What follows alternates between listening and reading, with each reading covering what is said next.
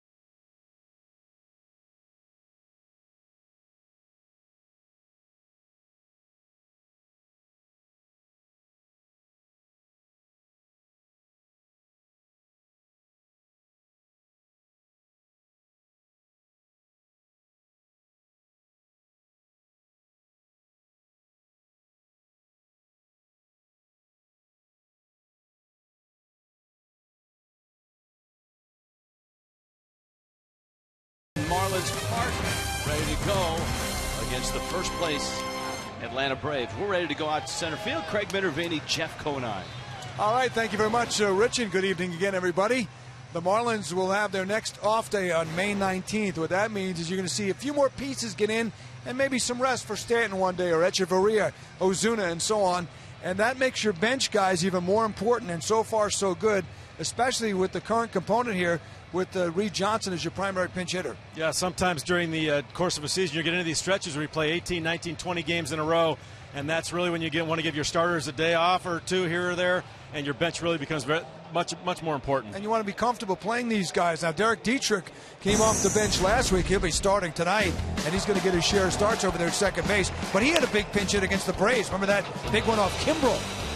Yeah, that guy doesn't give up too many hits in the ninth inning either, but to come off the bench and get a hit off that guy, very impressive. Another guy that's been impressive off the bench, Reed Johnson here in New York with a huge double late in the game. And last night we saw him again come in late with another line drive base hit. It's not very easy to do.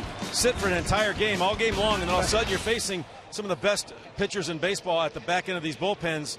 And Reed Johnson's done a great job, and I think Mike Redmond is breathing easy, knowing that he can play these guys on defense as well as anybody, because last year he was really limited in that. Tonight you got Ed Lucas as well. Eddie Lucas is off the bench situation, can help you out, or double switch late as we saw last year. All right, we got a lot ahead here. Game 3 coming at you. We'll see you in the postgame show. Henderson Alvarez and Irvin Santana. It's a good matchup as the Marlins are going for a rarity, a 3-game sweep over Atlanta. Haven't done that since 2006. Ball game coming up.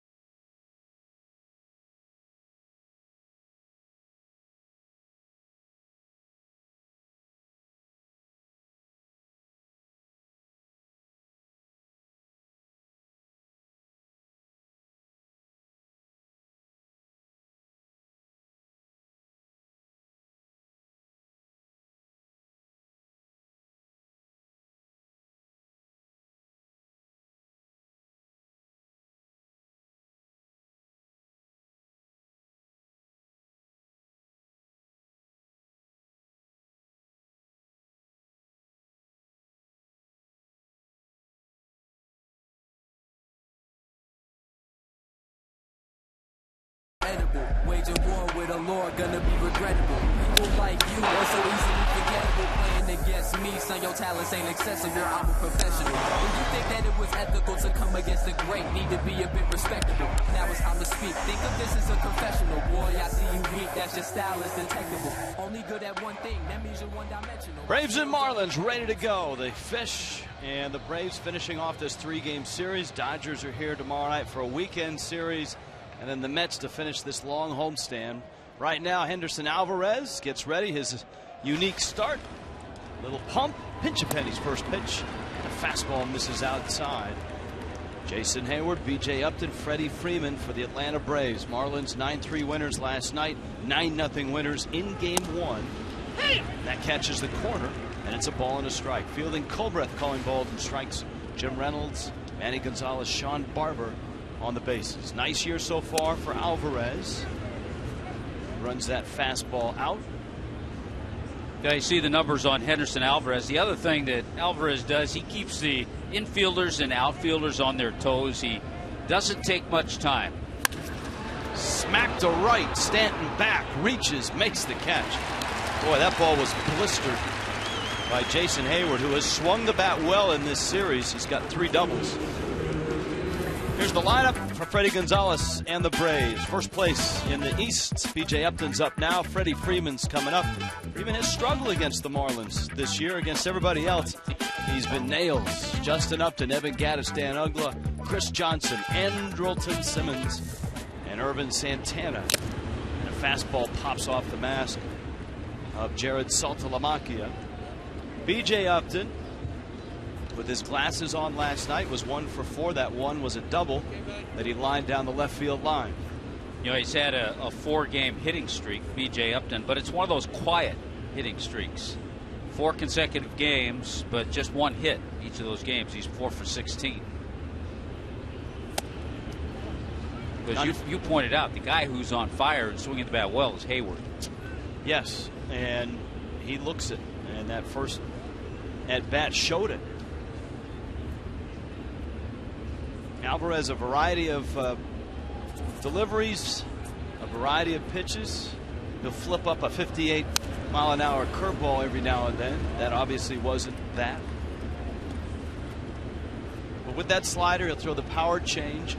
He didn't have the velocity his last time out, Tommy, and thus the changeup, instead of 90, was coming in about 86, 87.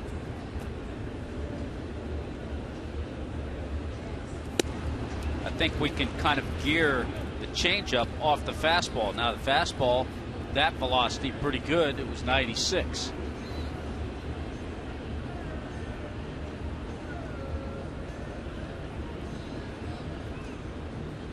Two. His breaking ball misses away. Of course, he loves pitching here in this ballpark. He had the 2-hit shutout of Seattle as Freeman looms on deck. And the last ball game of last year, he threw a no-hitter, the 5th no-hitter in Marlins history. Chopper Echeverria's way. Stays nice and low on that throw and guns it across the diamond to get the out. Miami defensively tonight. It's been a solid defensive series for the Marlins in these 2 games against the Braves. Yelich, Ozuna, and Stanton in the outfield. Middle infield is Dietrich at second. Echeverria, Derek Dietrich getting his first start in this series. Garrett Jones, Salty behind the plate. Freeman goes after the first pitch. You saw those numbers. Freeman against the Marlins, Freeman against everybody else. He was having some contact issues when the Marlins were in Atlanta, and I guess that goes both ways. Contact at the plate and contacts in his eyes. One fouled at the plate. Yeah, he has not had contact problems against the rest of the league, but 0 for 19 against the Marlins this year. He really is a terrific player. And you think about when Freeman and Hayward arrived. Hayward arrived with a little more aplomb and maybe loftier expectations. And all Freeman did was go out and hit and hit. Last year with runners in scoring position, 443, a 501 slugging percentage, 27 doubles, 23 homers. His OPS has risen every year. And he's got a long career ahead of him. He's just 24 years old. Briefly, he and Giancarlo Stanton were teammates on an area code team in Southern California. And he and Jose Fernandez have grown close as well. They were both all-stars together. Alvarez elevates a fastball at 96 and strikes out Freeman. I think the velocity's back, Tommy Hutton, because Henderson Alvarez dealing. There he is, trying to hit it.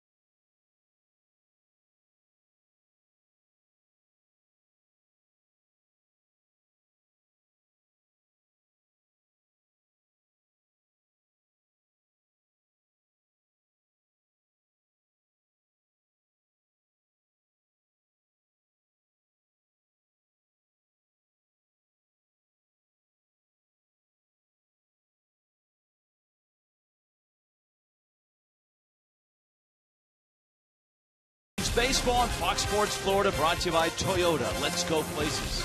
By AT&T Uverse TV. Check availability, 1-800-PICK-AT&T. Rethink possible. By Checkers. Visit your local Checkers for the $2 shrimp and fries box. By your South Florida Honda dealers and sfhondadealers.com. Aerial shot of downtown Miami as night begins to fall. Anderson Alvarez through the first inning. A 1-2-3 inning. And now the Marlins get a look at Ervin Santana. The wiry 31-year-old out of the Dominican Republic, 6'2", 185.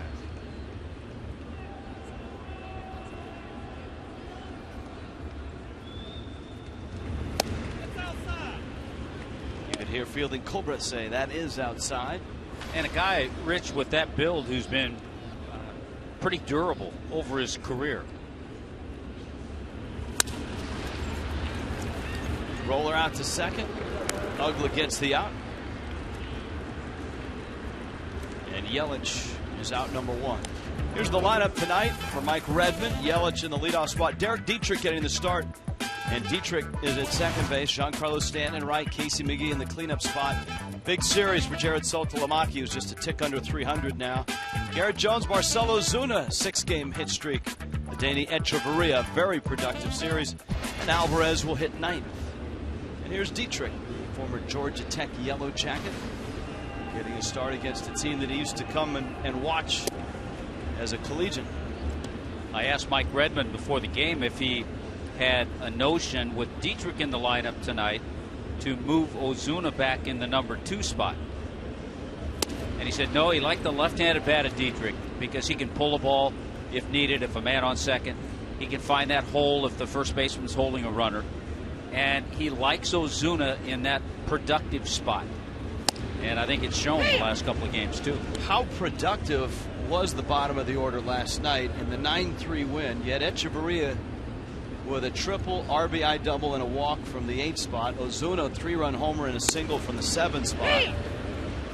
Garrett Jones, batting 6th, was 2 for 3 with 2 RBIs. So the bottom of the order for the Marlins last night, a big part of a 9-run evening.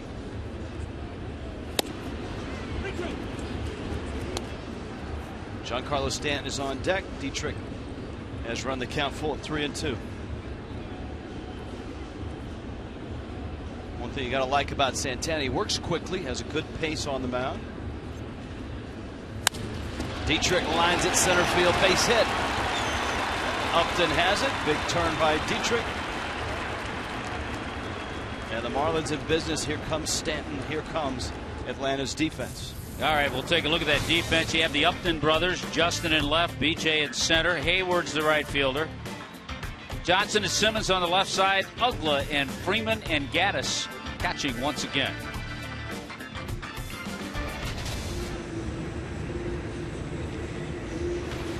Well, one would expect that if the Marlins are going to score 18 runs in 2 nights, that Stanton will drive in at least a quarter of those, maybe a third of those runs, the way he's going. 31 RBIs in the month of April as we start May tonight. But for Stanton, just a couple of RBIs. It was a big home run that he hit. The 2-run shot, that sort of busted down the door on Tuesday night. And the Marlins have been scoring since. Freeman finds this one and makes the catch. All right, what do you got on Ervin Santana? Well, if you haven't seen Santana before, this is what we're going to tell you about him. He can touch 90, 95, 93 we saw already. He'll throw sliders. He's got a good slider behind the count. Change up a little bit. And then the question is, so far he has been he been worth that $14 million the Braves shelled out for the 1-year contract? That's what he essentially walked away from in Kansas City. They made a qualifying offer of $14 million, and he went out on the free agent market. And the Braves picked up the phone in a bit of a hurry while other teams were kicking the tires on Santana, and the Braves got him for $14 million. And he's pitched against the Marlins. Remember, the Marlins saw the Royals last year. Yeah, it was in Kansas City. Gave up 8 hits and a run. Had a no decision. And then you go back to 2011. He faced the Marlins at Sun Life Stadium. At that time, he was an Angel. 8 years with the Angels. It's 96 and 80. His ERA in the low 4s. McGee drives it in the gap. It's deep. It's going to the wall. And it's off the wall. Good jump and read. Dietrich on his way. And he is in there. Casey McGee bangs a double off the wall in left. He's going to hit one out sooner or later. He hit the top of the wall in right earlier in the series. And he finds deepest, darkest left with this drive. Boy, Casey McGee on a slider absolutely crushes it. You're right. Last night off the top of the right field wall with 2 out, Dietrich's flying. He saw that ball hit off the wall. He only had one thing on his mind. Slide across home plate with the first run of the game. So Casey McGee, RBI number 17 on the year. 7th double for McGee. 4th hit in the series for McGee. And here now is a red hot JARROD SALTALAMACCHIA. You know, the one caveat in that whole play you have to take into consideration, Andrelton Simmons has the best throwing arm of any shortstop in baseball. Most people feel that. So anytime he's on the middle end of a relay throw and you're a third base coach, you have to make really sure you can score it. We've seen that already in the few games the Marlins played the Braves this year. SALTALAMACCHIA 5 for 7, couple doubles and a home run in the series. And I think middle infielders go out a little bit deeper because of the depth of this ballpark. It's a pretty good throw. And there's that throw, a cannon.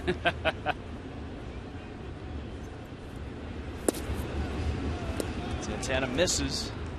That's 1-1. It's such an interesting dynamic coming into this series with Alex Wood, who had an ERA 7th best in the National League, a 1.54. Harang came in with the best ERA in all of baseball. SALTALAMACCHIA center field, but it's going to stay in the yard, and Upton is there to make the catch. Miami is on the board. Casey McGee chases home Derek Dietrich, and it's 1-0.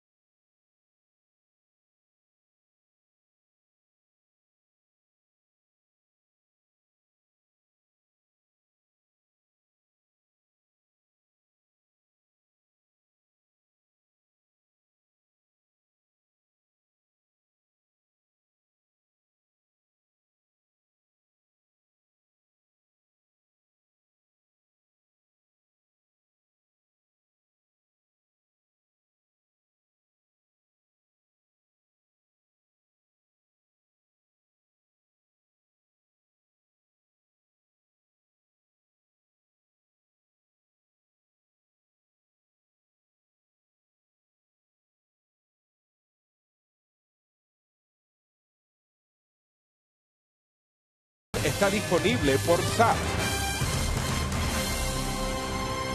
In Miami tonight, the Marlins going for a sweep of the Braves and a chance to climb to 500. They've got Henderson Alvarez on the mound, the 24-year-old Venezuelan, just turned 24. Phantom Cam is with us again tonight. The super duper slow motion. Here's the delivery of Alvarez on Phantom Cam. He seems to be the most comfortable when his jersey is ripped halfway open. You see the power too off the drive of that delivery, his front leg, the balance. By the way, with the Marlins winning the first 2 games of this 3-game series, winning the series, it's only the 2nd series loss for the Braves this year. The Braves have been a juggernaut with dominant starting pitching. This guy at the plate has driven in a lot of runs. Stanton in full flight is there to make the catch. Justin Upton out number 1 here in the 2nd. You can enjoy a variety of new season ticket packages, the full season, the 41 game, or the 28 game weekend, the half season business, and the 15 game Saturday, or the 13 game Sunday. Full season tickets start at just over $6 a game. Call 1-877-MARLINS. Go to marlins.com today. Gattis.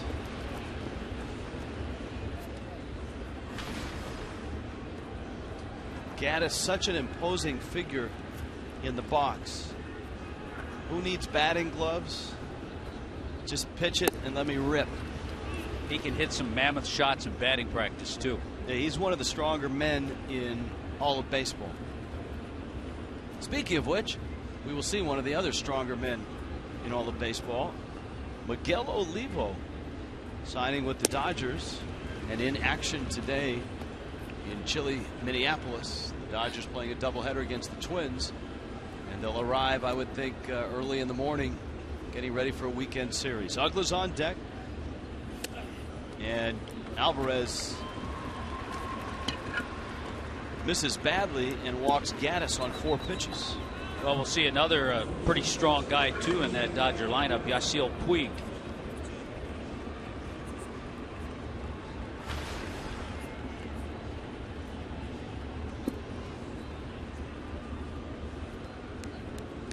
Now UGGLA did not play in game 1 of the series, and of course game 1 was the Jose Fernandez start. Freddie Gonzalez shuffled his lineup, brought in some contact hitters, extracted some of the strikeout guys, UGGLA being one of those. Fernandez proceeded to throw 8 shutout innings, allowing just 2 hits. Alvarez has missed badly with his last 5 pitches.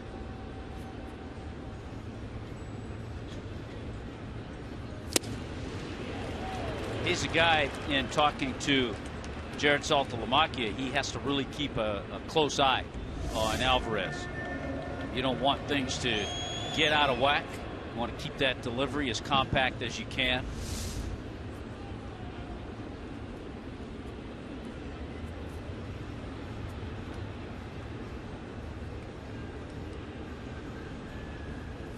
On an Alvarez start, Saltalamacchia or Jeff Mathis and Chuck Hernandez, Miami's pitching coach, always talk about keeping the ball down.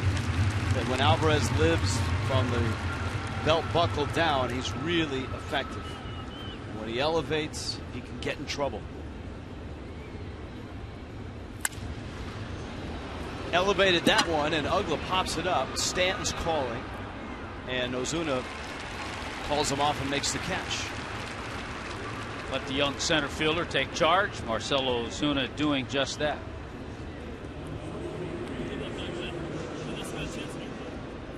Alvarez, of course, a Toronto Blue Jay, involved in that massive trade. I think it was 13 players involved in that trade. You know, people forget that the 1 year in 2012, he threw just under 190 innings for the Blue Jays. 1-9, 9-14, had 31 starts.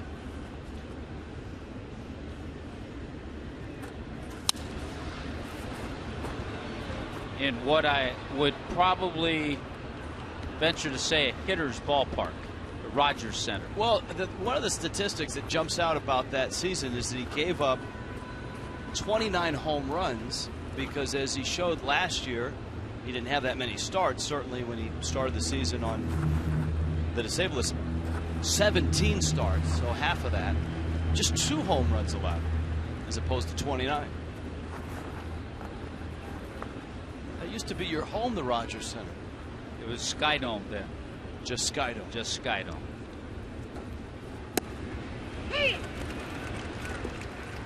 Outside corner. Chris Johnson, an 0 for 4 in the series, an 0 for 3 last night. Johnson has yet to regain the form that saw him finish second in the National League in hitting last year. With swings like that, he drops a line drive in front of Yelich for a base hit. And the Braves have their first hit. Now they'll bring up Simmons. And actually, the area where Chris Johnson has struggled is hitting against right-handed pitching. He came into that at bat, hitting 190 against righties. Got this one a little bit off the end of the bat. He was able to drop it in front of Christian Yelich.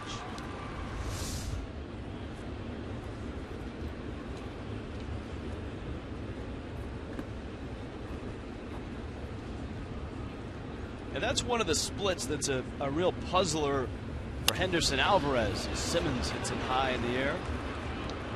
Alvarez better against left-handed hitters than righties this year.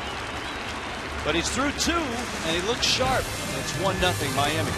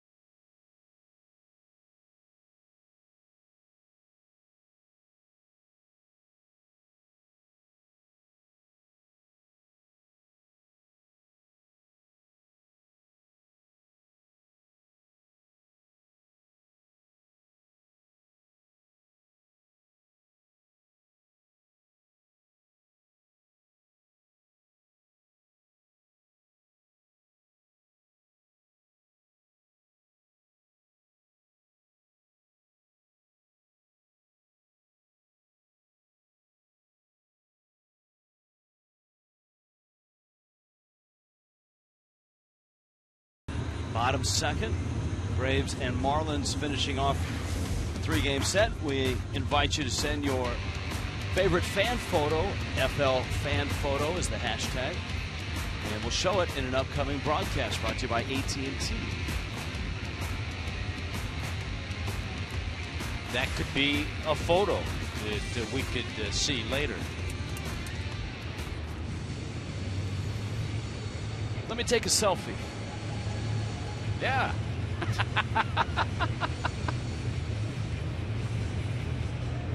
Garrett Jones, Marcell Ozuna, Adeiny Echeverria against Santana.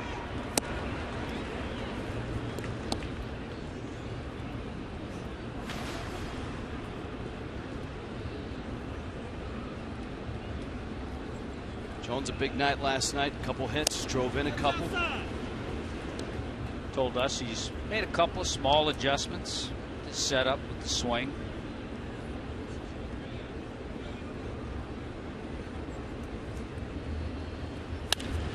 Jones, right field, deep, and upper tank.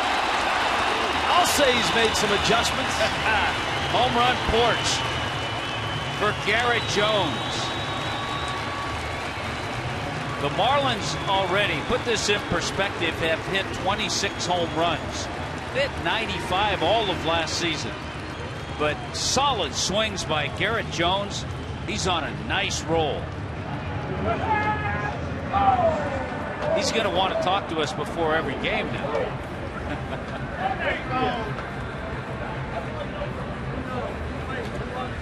It's only the second home run that Santana has allowed on the season.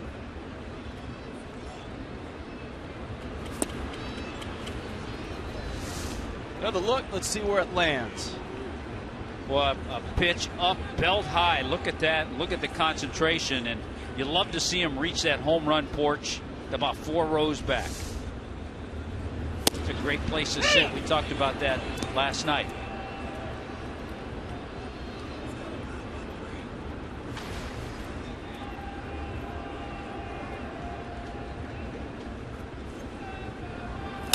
Ozuna hooks a ground ball to third. Johnson across the diamond. Another look at the home run swing. Let's check the speed off the bat.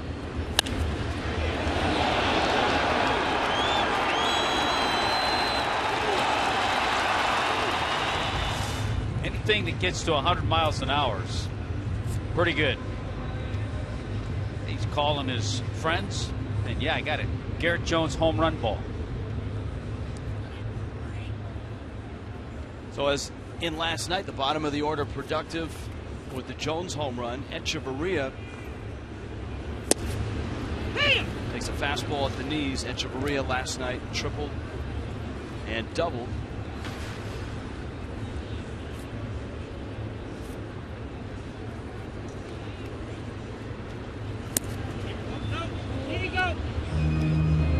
No swing. Jim Reynolds umpiring down at first. Warm and sunny day turned night here in Miami. The weather across baseball has been an issue and a story the last few days. It was some cold weather. The Dodgers, who were up in Minneapolis playing a split doubleheader, won that first game 9-4 against the Twins, and then come down to Miami after their night game tonight. Good breaking ball by Santana. The Mets were rained out last night in Philly. Is that right? Yeah. They're in Colorado tonight. Don't know what the forecast is. Bartolo Colon is there, though. The Rays and the Red Sox also playing a doubleheader. Rays won the first game 2-1.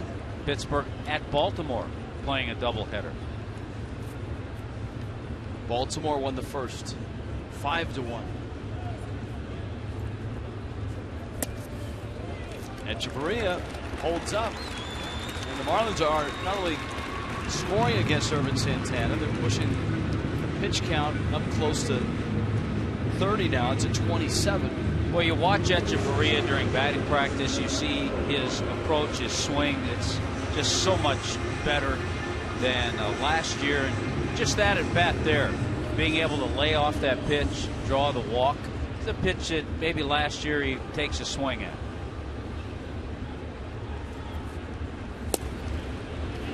I also think, Rich, by being selective more so this year, Echeverria, it's why he's not hit into as many double plays. He's grounded into 1 double play. And remember, last year he hit into 19.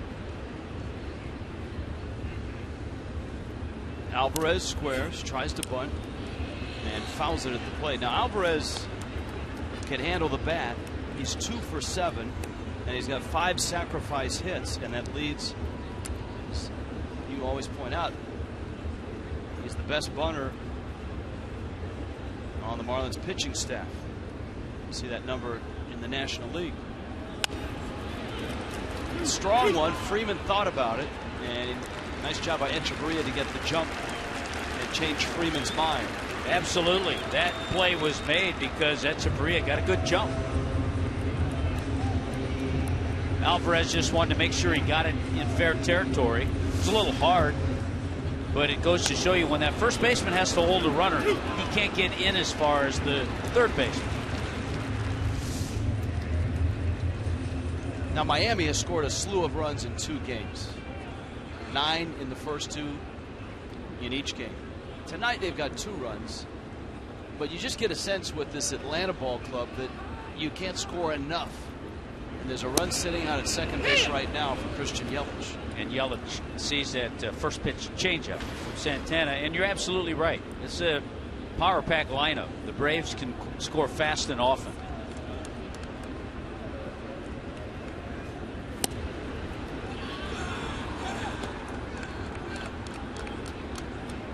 Ball and a strike. Yelich, good numbers in this spot this year.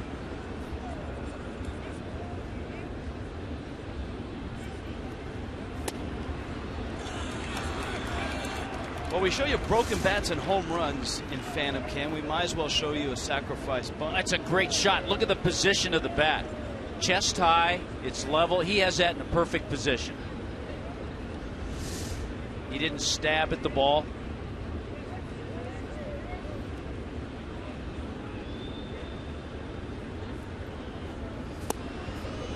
It's that devastating changeup.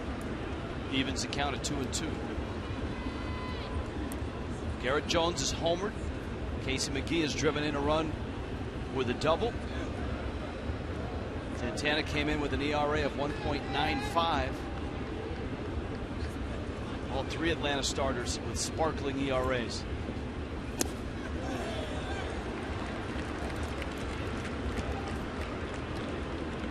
Derek Dietrich, who singled and scored that run in the first, is on deck.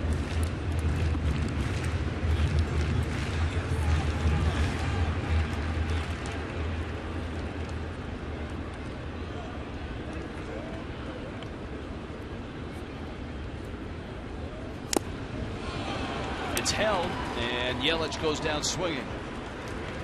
Garrett Jones got a pitch up, got a pitch he liked, and hit it out. It's 2-0 Miami.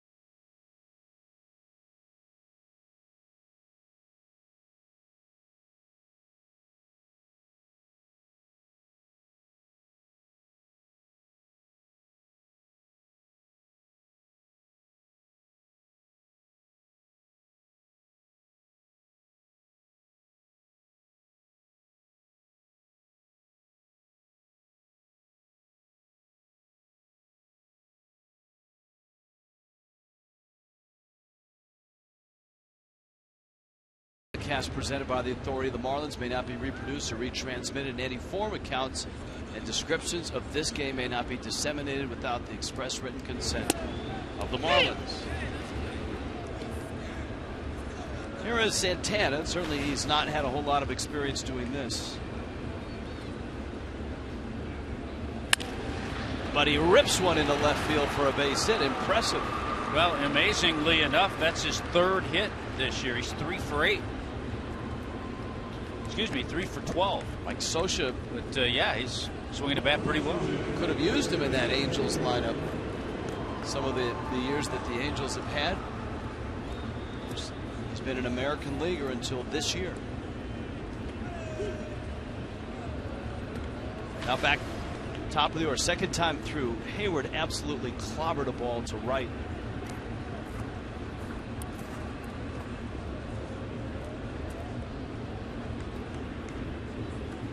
But he hit it right at Giancarlo Stanton. You got B.J. Upton after Hayward and Freddie Freeman.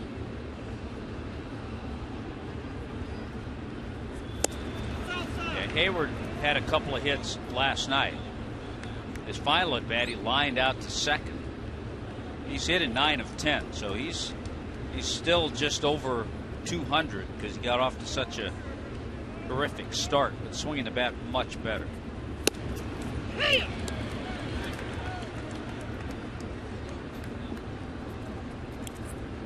Hayward had such an interesting year last year, injury-wise, that he came back after breaking his jaw. He actually looked good in the leadoff spot last year. In the 30 games where he led off, his on-base percentage was over 400. And he came back after that jaw fracture, which happened in August. Came back in September wearing the guard on the helmet. Also had an appendectomy in April. In a good hitter's count. 3-1. Well, he's a guy who certainly has talent. He was an all-star 2010, won a Gold Glove in 2012.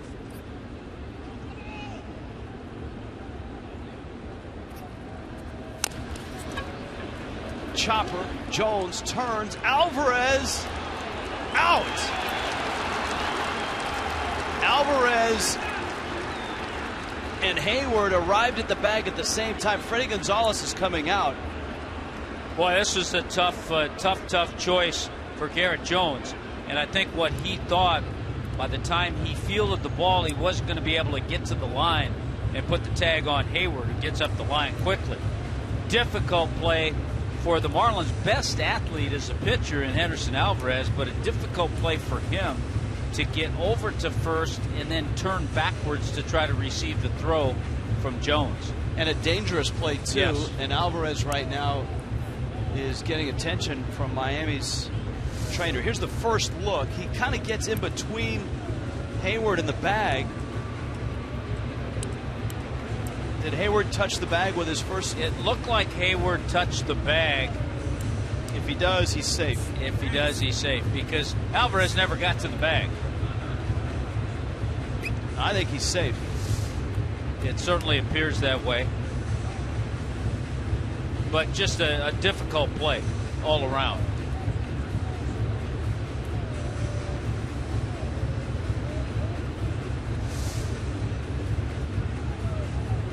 To turn, flip backwards, and then I think what Alvarez was trying to do was tag Hayward. I think he realized he might not get to the bag, so he was trying to tag him. And I'm not sure if he did. But on the other hand, I'm not sure if it's conclusive that he didn't. Well, number one, he didn't have the ball in his glove, so the tag doesn't work. I think the biggest question is, can you see Hayward's hand hit the bag? I think you can, and I think he's safe. But Alvarez was so out of sorts. He was sliding, he didn't have the bag, he didn't have the ball in the glove. Now you just have to make sure Henderson Alvarez is okay. It's a good look here.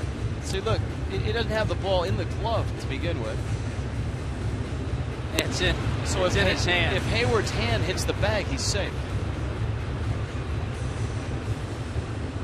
So I think if you're piecing this together and you're an umpire in New York, you see that replay, you go, number one, the tag doesn't work because the ball's not in there. Number two, if you see Hayward's hand hit the bag in any of the replays, he's safe. But I like the way Henderson tried to sell it and held the ball up and showed the umpire. He's safe. Safe's the call. Kind of what we thought.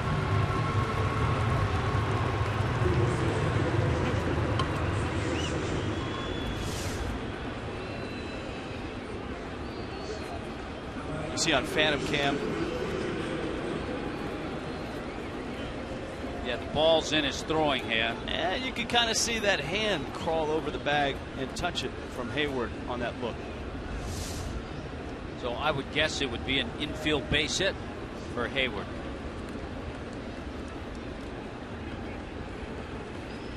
B.J. Upton now, who's bounced to short. And we'll see if Alvarez is banged up significantly. His pants, the right leg of his pants, took the brunt of the hit. They were looking at that right knee, right leg area.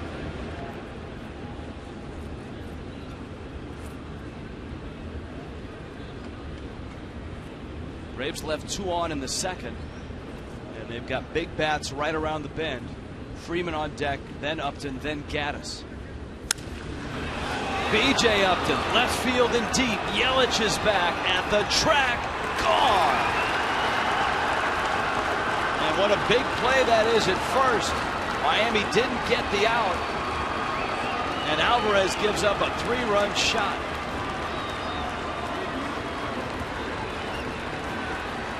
Well, the Marlins have hit some big home runs the last couple of days.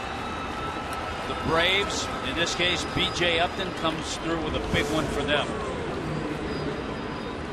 Middle in fastball launched by Upton.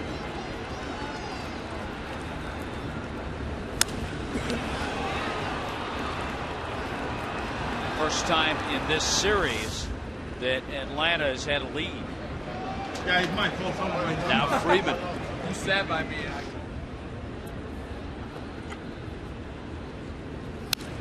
And Freeman fouls one back to the screen.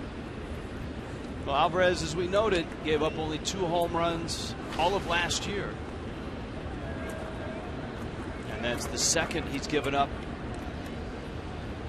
2014, this is start number 6. I'll tell you the amazing thing about B.J. Upton and that swing. He came into that at bat. He had 1 home run and 2 RBIs. So he doubled the home run total and increased the RBI total. He had just 2. Now he has 5. Freddie Freeman just doesn't look like Freddie Freeman. At least the Freddie Freeman the Marlins are accustomed to seeing beat them with the big hits. He struck out twice tonight. And here's younger brother Justin Upton. Dodgers, Marlins, Josh Beckett, Tom Kohler. Jose Fernandez will start on Sunday.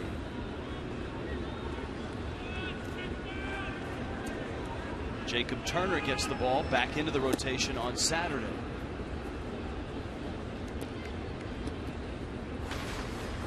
And when that occurs, the Marlins will have to make a move to open up a spot on the roster for Jacob Turner. Dodgers won the first game in Minnesota 9-4.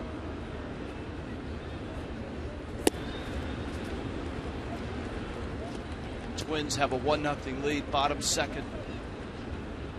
Up into Target Field. Justin Upton flied out to shallow right back in the second. 3-2 Atlanta. Jam shot. Dietrich has it. He gets the out. Well, after that play at first, Henderson Alvarez gave up a long home run, but has settled down to get 2 outs, and he gets Gattis with nobody on. Yeah, I think this is a good sign to see how he comes back after that play and after giving up the big home run. He's come back pretty well, striking out Freeman and really jamming, tying up Justin Upton on that ground ball. Hey.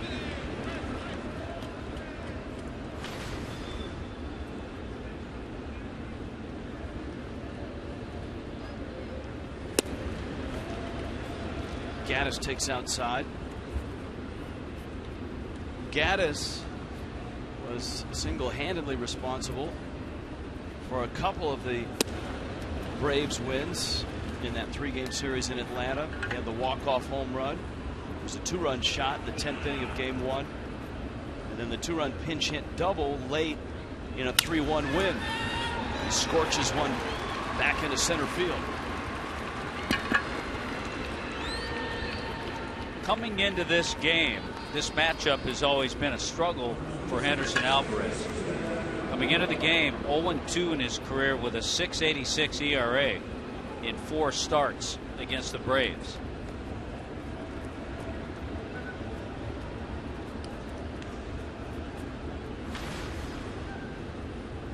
Here's UGGLA now.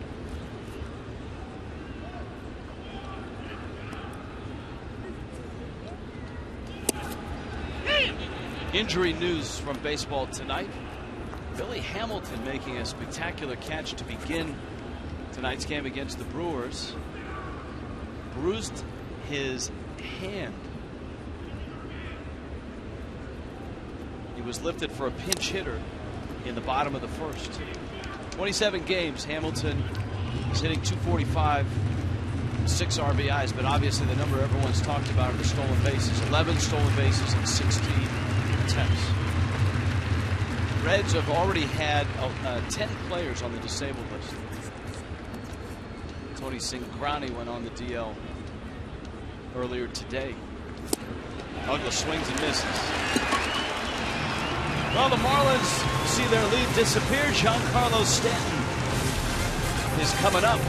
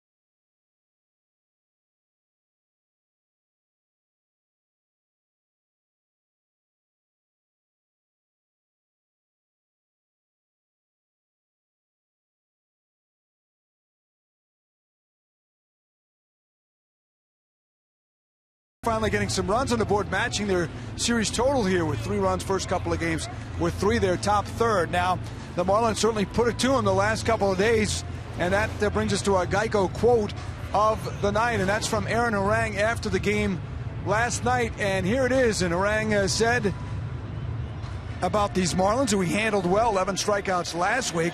Where were these guys then? They were way too comfortable. It seemed like they all hit like Ted Williams today.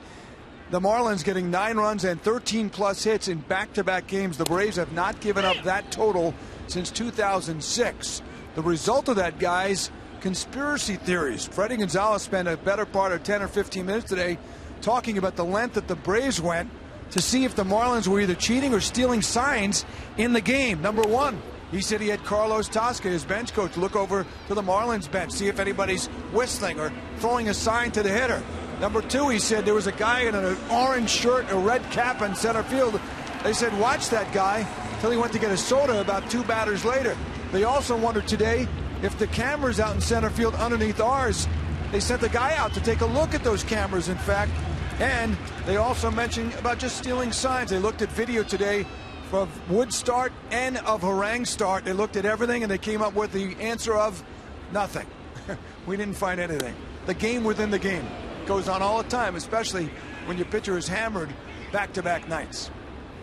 Yeah, I think every team goes through that, Craig, and you go in and have a team hit you hard, especially two of your better starters hard, you start asking questions and looking for answers. Well, I think the other thing that I'm sure showed up on the video when they looked at the video was that both Wood and Harang, and I think both of them would admit it, didn't have the same kind of stuff they had in Atlanta.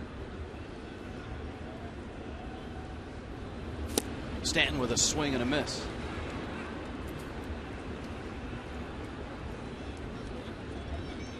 And Freddie wasn't saying that in an accusatory tone. It was more like, hey, geez, we're trying everything to see if we can figure out what the heck happened.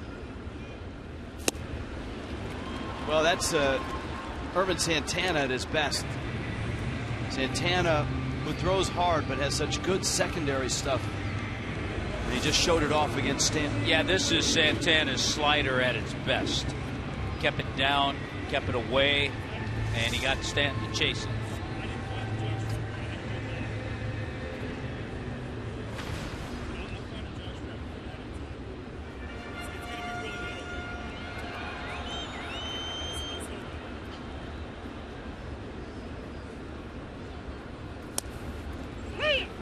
Now McGee, who banged one off the wall for an RBI double back in the first. B.J. Upton, a 3-run homer, and that's the difference in the ball game right now. You know, it is amazing when you go through the batting averages at home. You look at the Marlins lineup. Casey McGee, 352. Yelich, 317. Stanton, 328. SALTALAMACCHIA, 370. Ozuna over 400.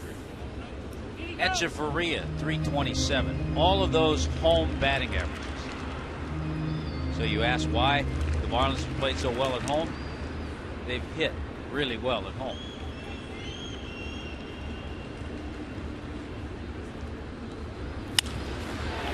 McGee and B.J. Upton should have room. He does. He lines it up and makes the catch. Santana with a 1-2-3 third. 3 innings have been played tonight. Atlanta and Miami, and it's a 1-run lead for the Braves.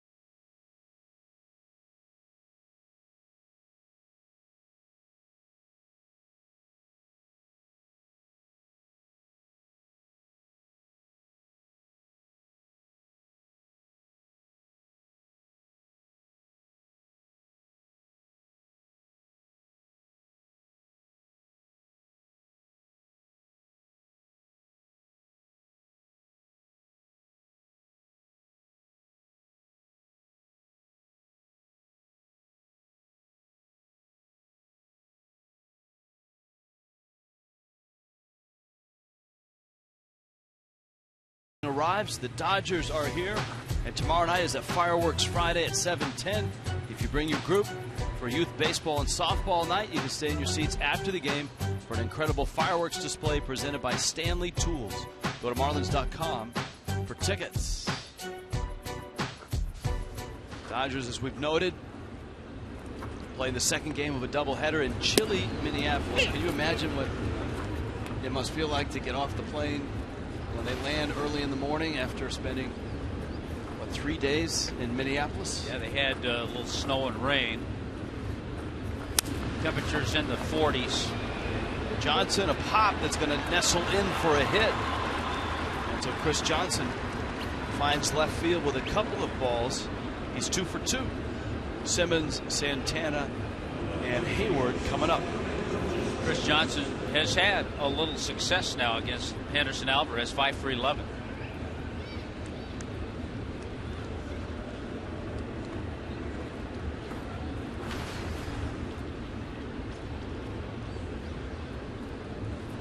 Simmons now is a very dangerous number 8 hitter.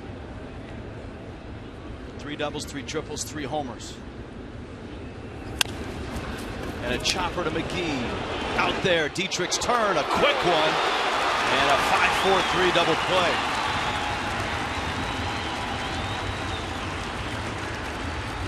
College shortstop Derek Dietrich, so you know he's got a strong arm.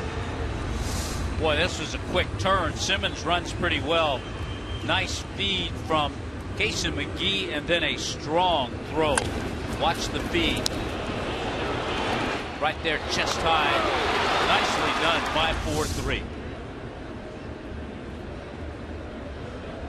5-4-3. Santana now, who looked good swinging the bat and singled. And his only at bat, he takes a fastball up. You know, these two guys are kind of similar, Santana and Alvarez. They're both very athletic. They both swing the bat well. They're on the mound kind of loose and free. We talked about that last night when talking about this matchup that we were going to have.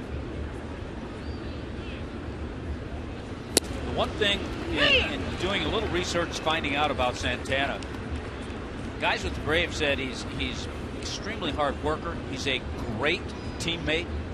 Loves to have a little fun. And I think you could say the exact same thing about Henderson Alvarez.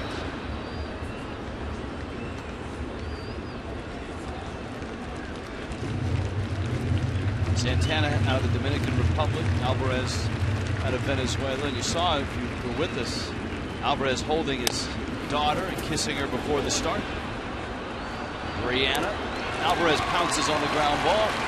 That's an 8-pitch inning for Henderson Alvarez. There they are.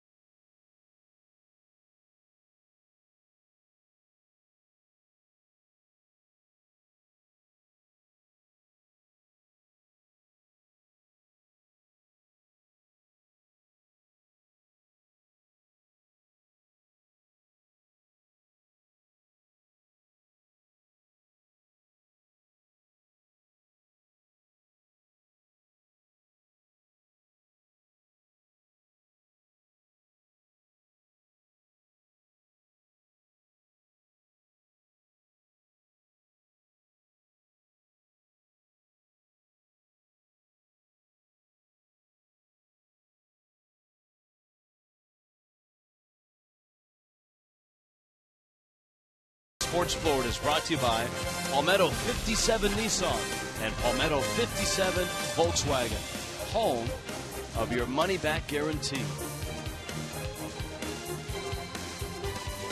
Henderson Alvarez and Irvin Santana locked up here in a 3-2 ball game. Bottom 4 in Miami. Well, let's see. We've seen Santana get a base hit. We've seen Henderson Alvarez make a nice defensive play. Almost make a nice defensive play, an even better one. And he also dropped down a sacrifice bunt. Santana, the beneficiary of a 3-run homer from B.J. Upton. I believe it's his first home run with glasses. A sportier variety is on its way.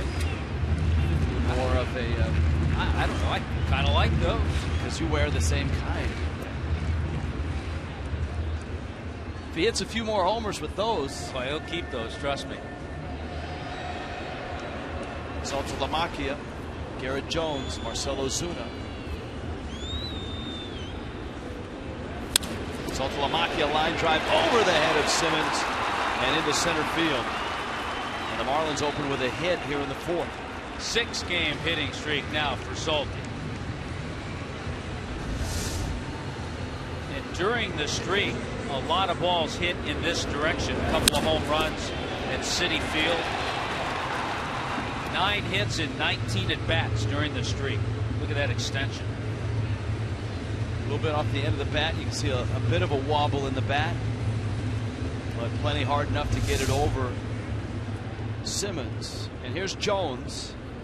Santana floated one up just above the belt. Jones hit it up into the second deck for his 5th home run. You know, in reading a little bit about Santana, he was a terrific basketball player in high school as well as baseball growing up in the Dominican. He was one of the Dominican players that signed under a different name and a different age.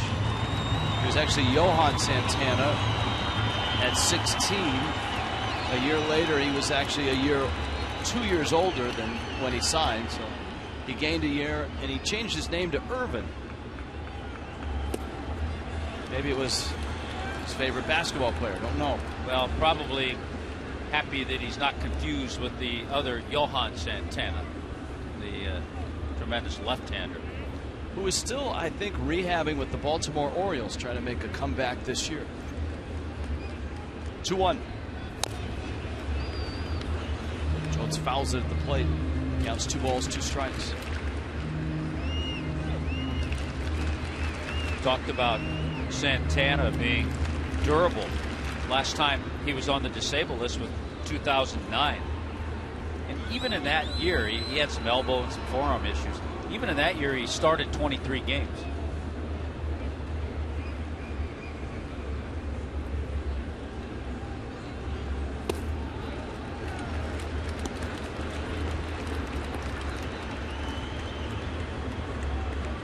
Marcell Ozuna, and then Adeiny Echeverria. Full count. SALTALAMACCHIA has Freeman playing behind him at first base. He's running, and it's taken ball 4. You know what? The last week or so, we've seen Mike Redmond do this a little bit more, and I like it. Even if you have guys that don't have great speed, you make your hitter aware of that, and all of a sudden that hitter realizes if it's in the strike zone, I've got to make some contact because there isn't a lot of speed out there. Don't want to swing and miss and get yourself in a double play. I think when this team was drawn up on paper back in January, they felt that some of the speed might come from an aging Rafael Furcal. Maybe not a lot, but just a little bit. Ozuna swings and misses. So far, the Marlins have stolen only 8 bases in 27 games. They are 8 of 11.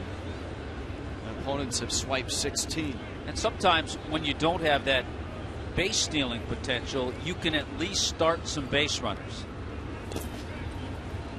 So that's good to see. By the way, Ozuna is seeing the same stuff that Santana featured to Stanton.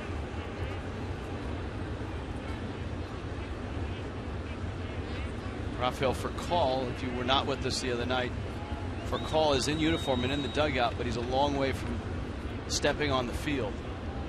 He has to go back down and restart his rehab. Ozuna, left center. Upton has room. SALTALAMACCHIA tags on his way to third, and he'll get there.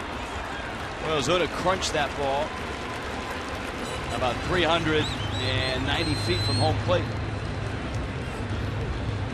Just love the way the ball jumps off the bat of Marcell Ozuna. A little bit more in the gap. He has himself extra base hit and some RBIs, but a lot of speed out there between the Uptons, BJ and Justin.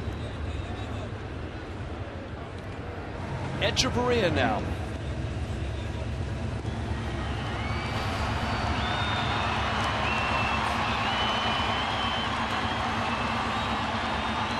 Couple doubles and a triple for Echeverria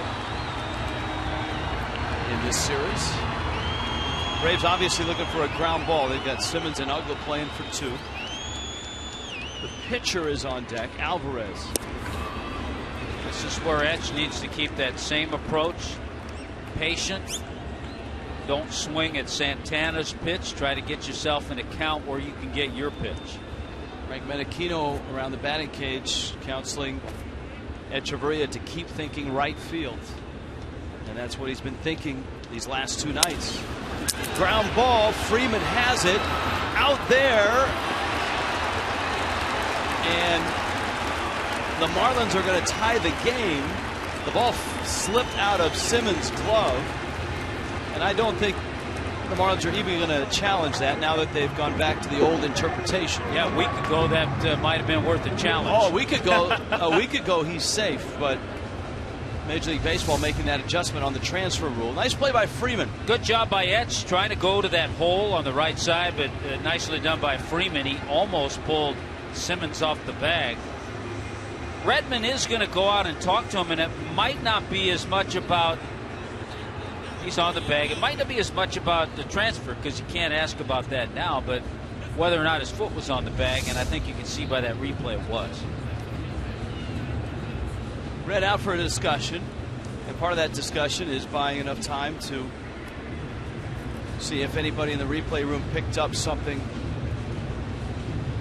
Rob Leary is the conduit between the Marlins replay room and Mike Redmond. Tell you a lot more for not that a bench coach didn't have enough to do. There's even more for a bench coach to do now. So SALTALAMACCHIA scores. Alvarez is up. Echeverria still at first.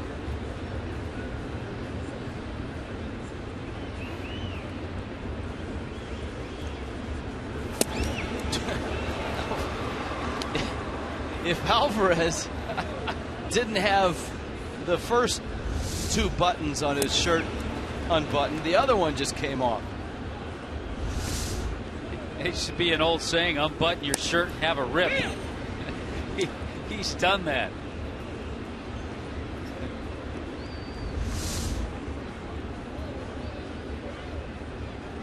Shirt came off, hat fell off. Let's see if Santana bends one, and he does. Swing and a miss. Gattis trying to get out of the way of that backswing. Marlins get a run and tie it. Entertaining game tonight, 3-3.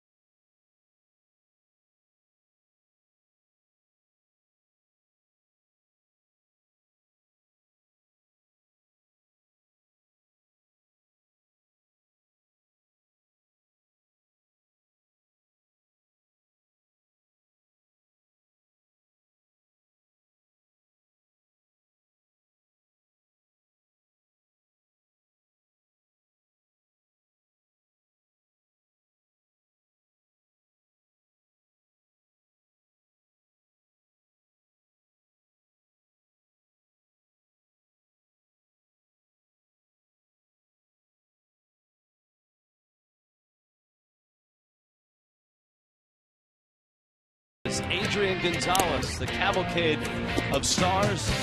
The Dodgers are in town. Yeah, even sliding Carl Crawford and Andre Ethier will be here. 3-game series starts tomorrow night. Tom Kohler and Josh Beckett go at each other tomorrow night. Jacob Turner, Paul Maholm on Saturday. Jose Fernandez on Sunday afternoon. Young Jin Ryu, the Korean lefty, for the Dodgers on Sunday.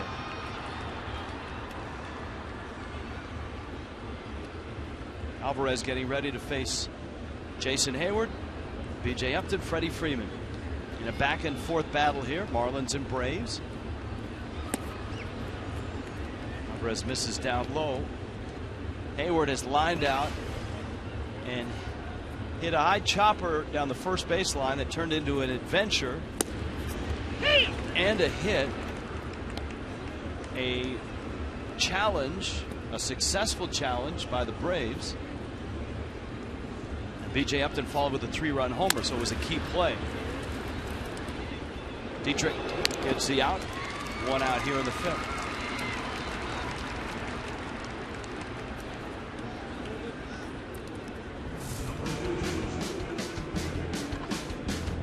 Coming up, Fox Sports 1 got some baseball for you. Saturday baseball on Fox Sports 1. You got the Cardinals and the Cubs. What a great rivalry that is. How about the Tigers and the Royals? Alvarez misses away. B.J. Upton has bounced out. And the home run was to left field.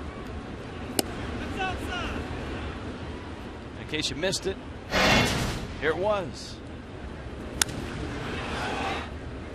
Didn't quite get the fastball in far enough, and B.J. Upton with just his 2nd home run of the year.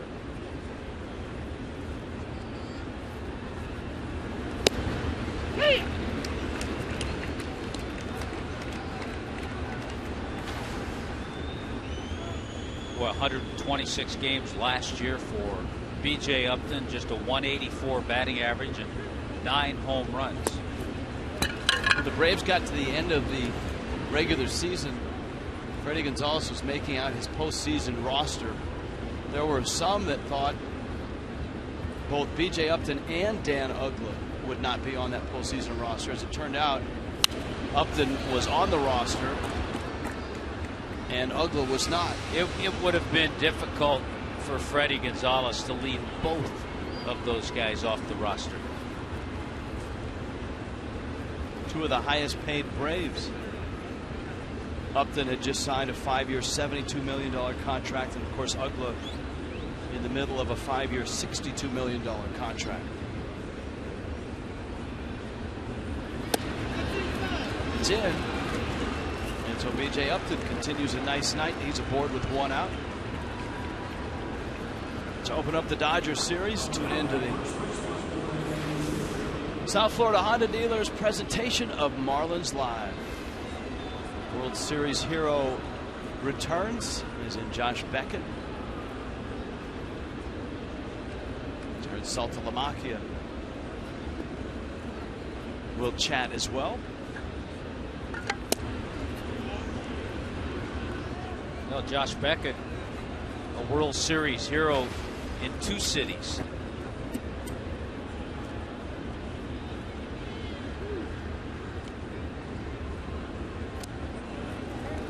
It's one thing about Alvarez, he's got quick feet and a quick move, but he can scare the daylights out of you if you're a first baseman.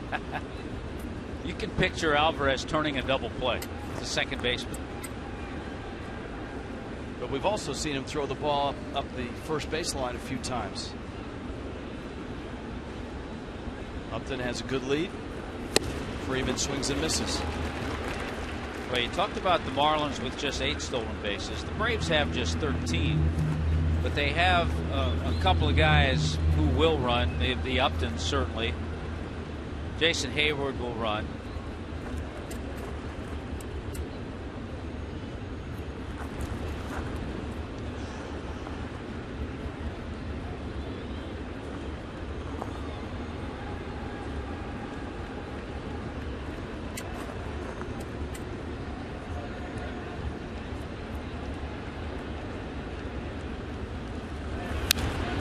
fouls it back. And it's 1-2. Freeman against the Marlins in his career. He's been the guy that has pounded the fish, but this year he is coming into this ball game an 0 for 19, so he's 0 for 21. And in that 0 for 21, he's got 9 strikeouts.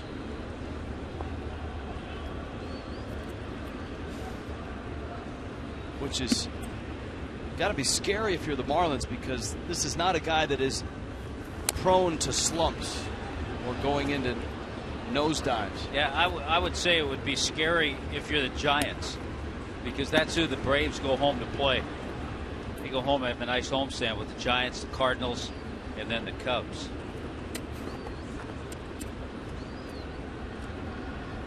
B.J. Upton at first, 1 out. Top 5, Henderson Alvarez. Berry's pitch number 73. And it's 2-2. Well, I think without question, this game is going to be in the hands of the bullpens.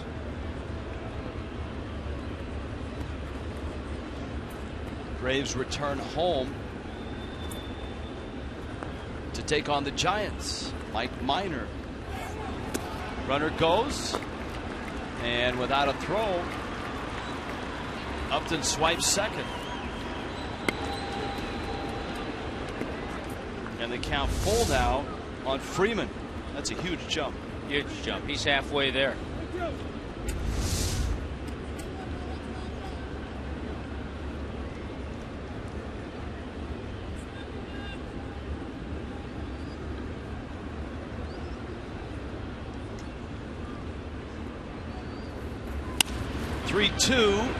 And Javria looked at third, goes to first, and gets the out. Upton alertly got to third, and here comes his brother Justin. Rich, speaking of the Giants and with the Braves here, what a terrific start and a nice story for Tim Hudson, former Brave who injured. I was thinking about it when Henderson Alvarez went over covering first base, injured his ankle so badly. But he's come back, and he started the season 4-1 with a 2.17 ERA. Braves will not face him in that series. They'll get Lincecum, Vogelsong, and Bumgarner. Both Lincecum and Vogelsong's ERAs are over 5. Bumgarner's is 3.74.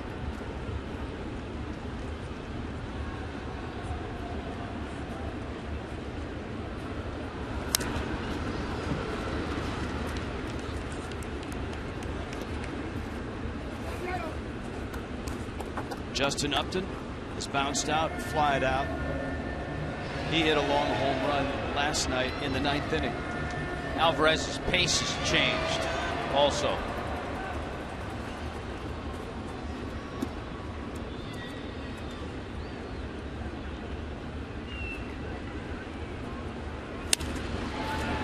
To left, Yelich approaches and makes a running catch.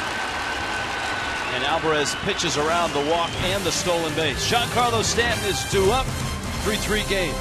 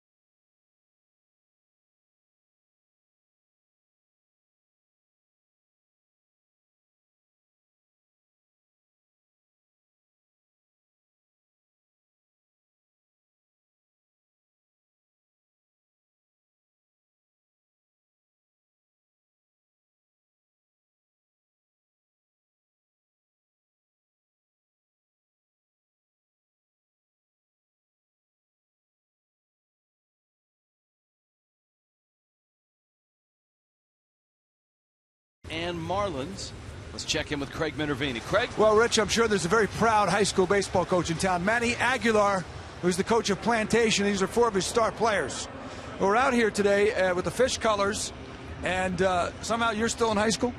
Yeah. How old are you? 16. All right, look at this guy over there. All right, you got the Fish going, a little trip to Michael's paid off. Tell me about the idea here.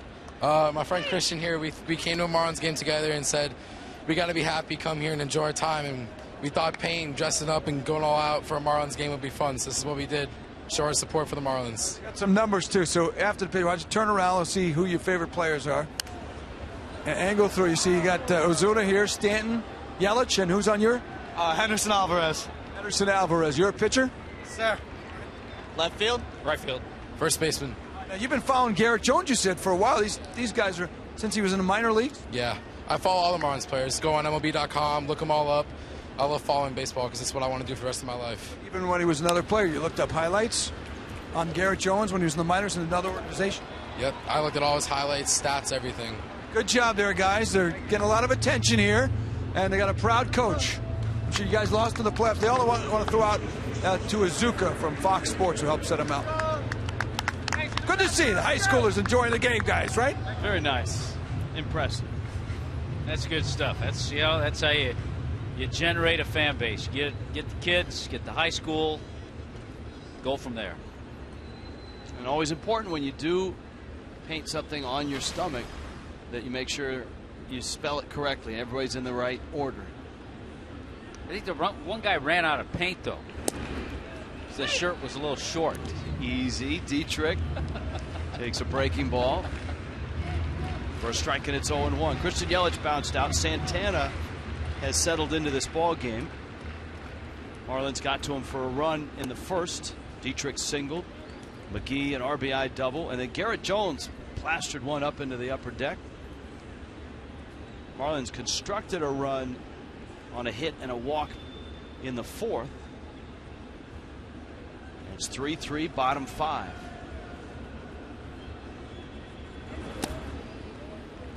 You noticed he's used that changeup a lot more to the left-handed bats, to Yelich and to Dietrich.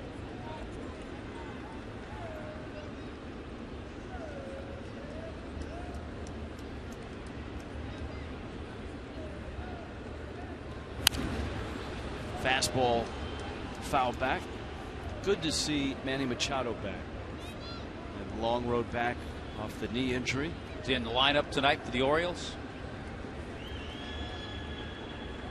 Well, you've got MLB open. Pull that box score up.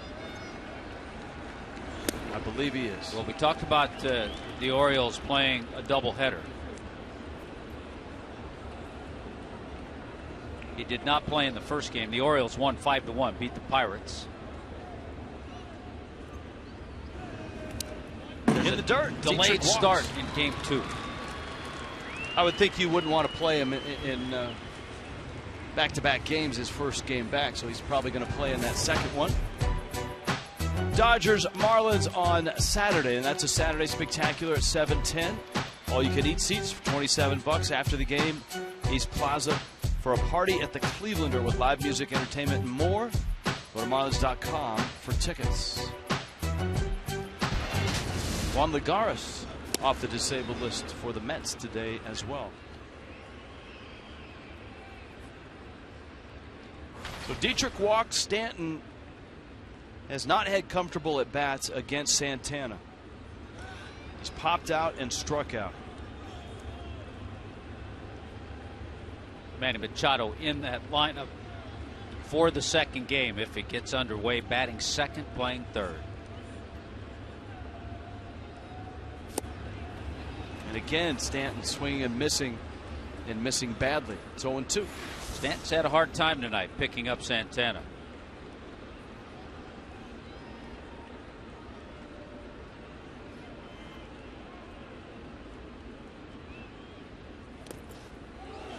It gets by Gattis, and Dietrich trots down to second. Irvin Santana from San Cristobal in the Dominican. Pretty good players out of that same town. Raul Mondesi Remember Raul Mondesi? One of the greatest throwing arms I've ever seen in baseball from right field, a former Dodger. Jose Rio. Oh, he's the terrific changeup. Jose Guillen had some power.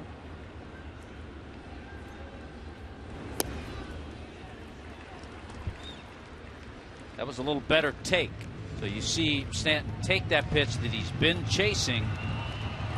That's a sign that maybe he's picking him up a little bit better.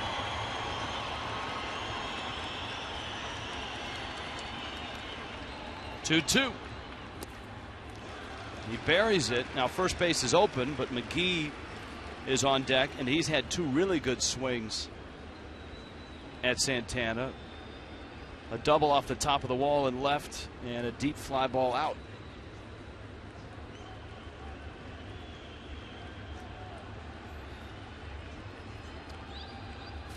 Swing and a miss. Breaking ball. Well, went right back to that slider again. So Stanton, who's been so good with runners in scoring position. He tempted him. Stanton was able to lay off, but he went right back to that same pitch on a 3-2 pitch. Now here's McGee. Santana has just 4 strikeouts, but he's gotten Giancarlo twice.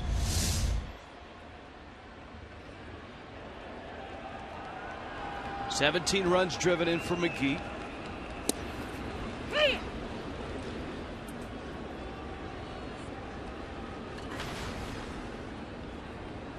Casey's been right around 300 right from the get-go.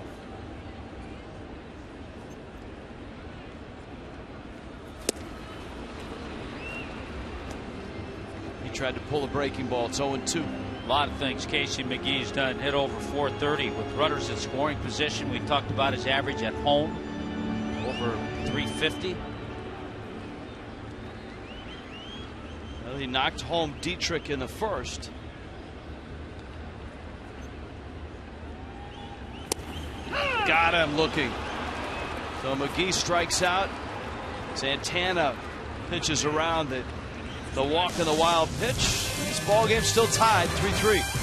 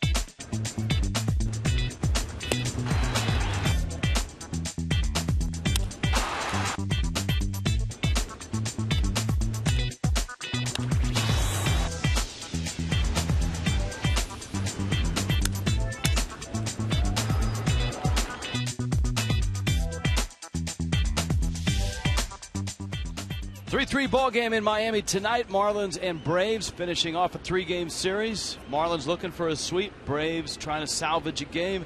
Evan Gattis digs in and clobbers one. Left field, deep and gone into the Braves bullpen.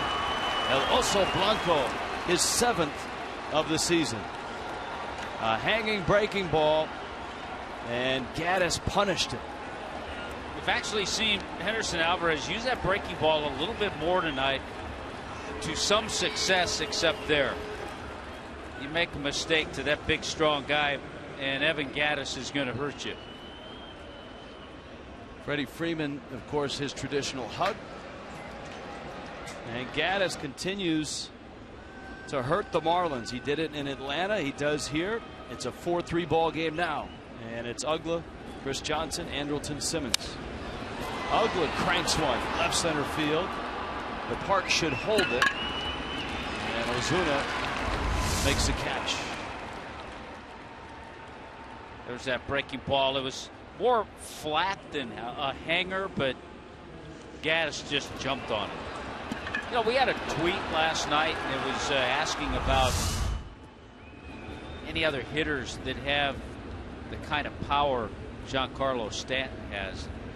This series, with Gattis in this series, he's real close with the way the ball jumps off his bat. Justin Upton isn't far behind either.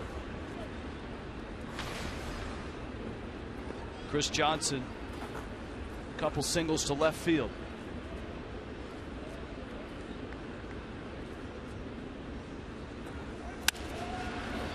And another hit, a 3-hit night for Johnson.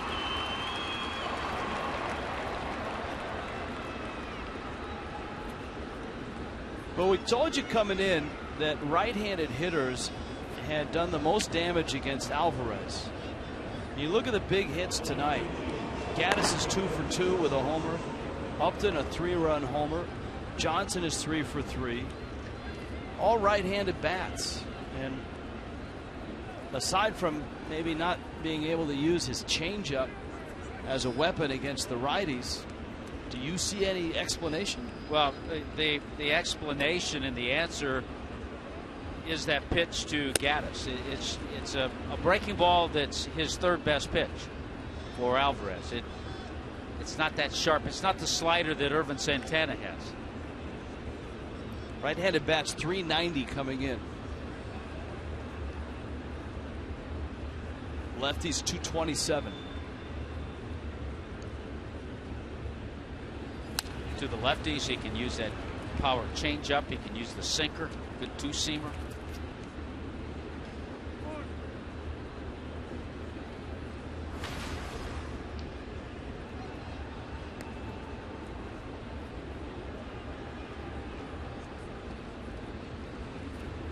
Marlins trying to sweep the Braves at home. They've not done that since 2006.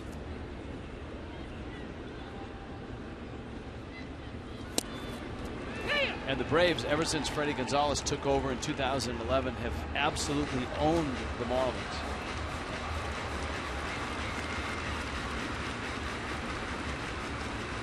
We talked about it a little bit last night. They've owned them in both places, in Atlanta and here in Miami.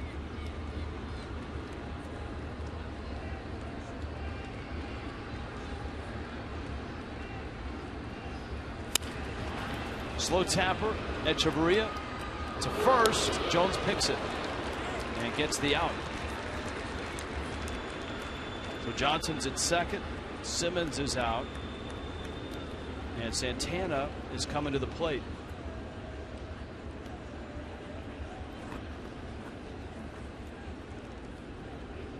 Since 2011, the Braves have 41 wins against the Marlins.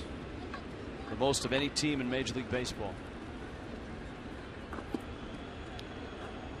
That's most wins any team has against another since 2011.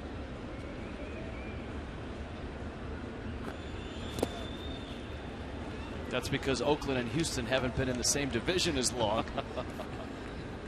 Yeah, that's been a mismatch.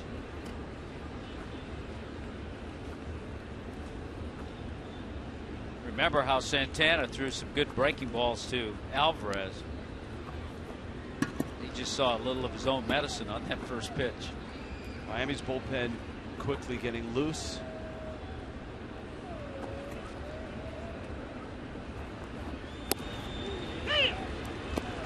It's 0-2. You've got Hayward on deck. And then B.J. Upton and Freddie Freeman. Mike Dunn right now hustling. I believe it's Dunn. It is. Carter Capps was up, but right now Dunn's the guy with the lefties looming in the on-deck circle. Swing and a miss. No and Alvarez strikes out Santana, but Evan Gattis jumps on a breaking ball and hits it out. Braves lead again, 4-3.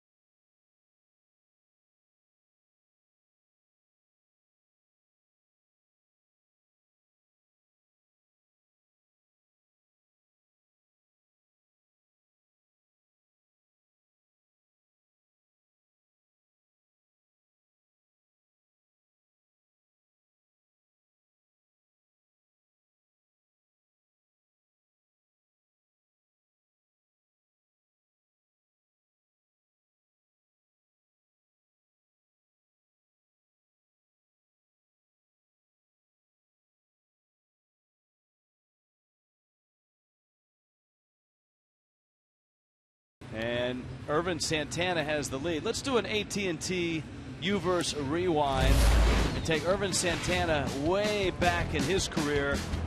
His rookie year, Jeff Conine on Father's Day in Anaheim.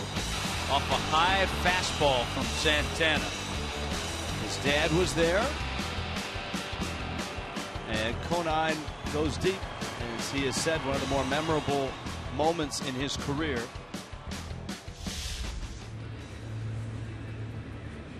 Of course, the Father's Day light blue bats and wristbands and all of that to help bring awareness and raise funds to fight prostate cancer. And Jeff's father at the time was battling prostate cancer. Father Jerry. So for him to be in the building on that day with that cause and Niner to hit a home run, pretty cool. That's a special moment.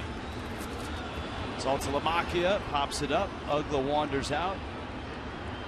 And he makes the catch. Santana has a quick out to open up the bottom of the 6th. Garrett Jones coming up.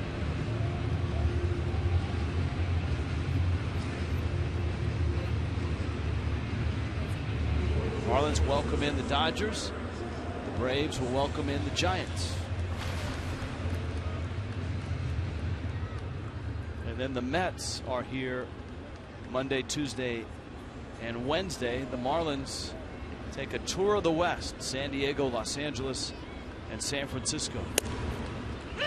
That's an old-fashioned West Coast. Yeah, it'll be our initial opportunity for Late Night with the Fish, 2014 edition. Into center field, Garrett Jones continues to swing it well. The solo homer was in the 2nd. He's walked, and now he's singled. 4 for 5 with 3 RBIs in this series. Even with Simmons playing over, shading him in a semi-shift, Garrett Jones smokes this ball sharply up the middle. You can see when that bat doesn't waver at all, you know on Phantom Cam that that ball was hit sharply.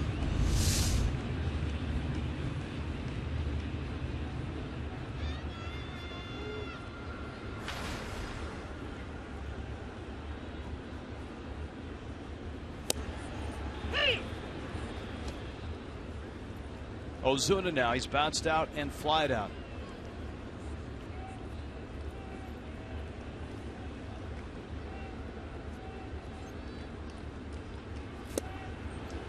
And he saw a steady diet of breaking balls, though he did hit one to the warning track in the 4th. Yeah, Ozuna hit a ball pretty well in the left center, even though B.J. Upton, the center fielder, now is shading him a couple of steps toward right center.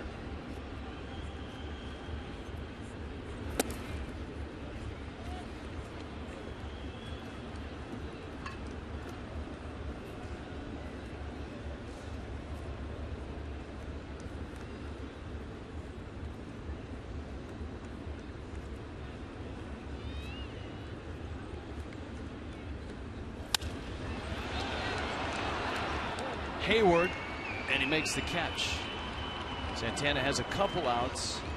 Here is Echeverria, and with Alvarez behind him, you would expect a pinch hitter if the inning gets that far.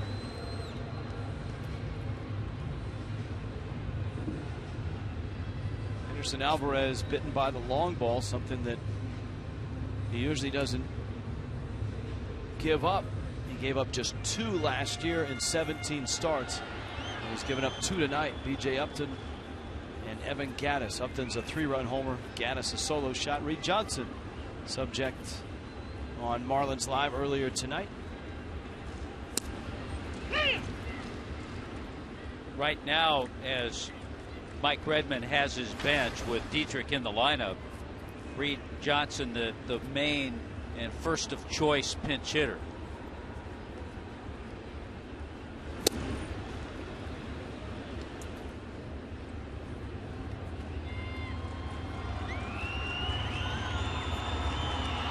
Echeverria looking for his first home run.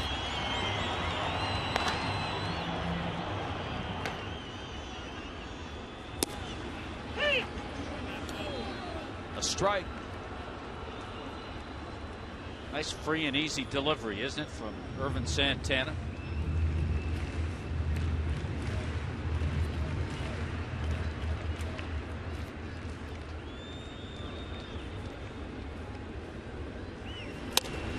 End of the bat, little trickler, and UGGLA gets the out.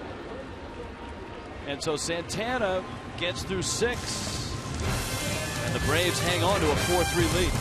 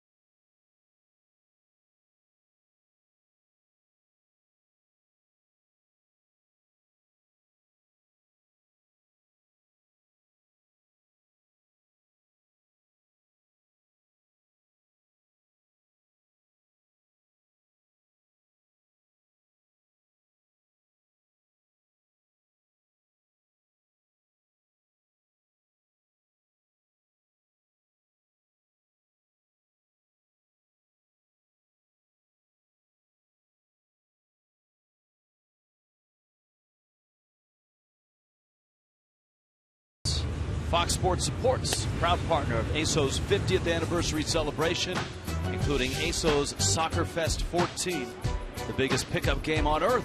You can join the fun by signing up at aso.org.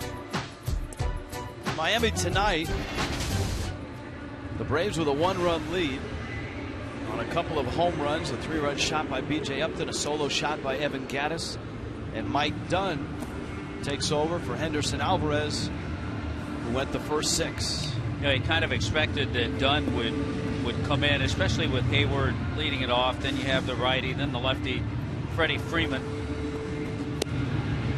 And kind of a workman-like 6 innings from Henderson Alvarez, giving up, as you pointed out, the 2 home runs, the slider, the breaking ball, the Gattis fastball that didn't quite get in far enough to Upton, and the Upton home run, the big one, because it was a 3-run shot.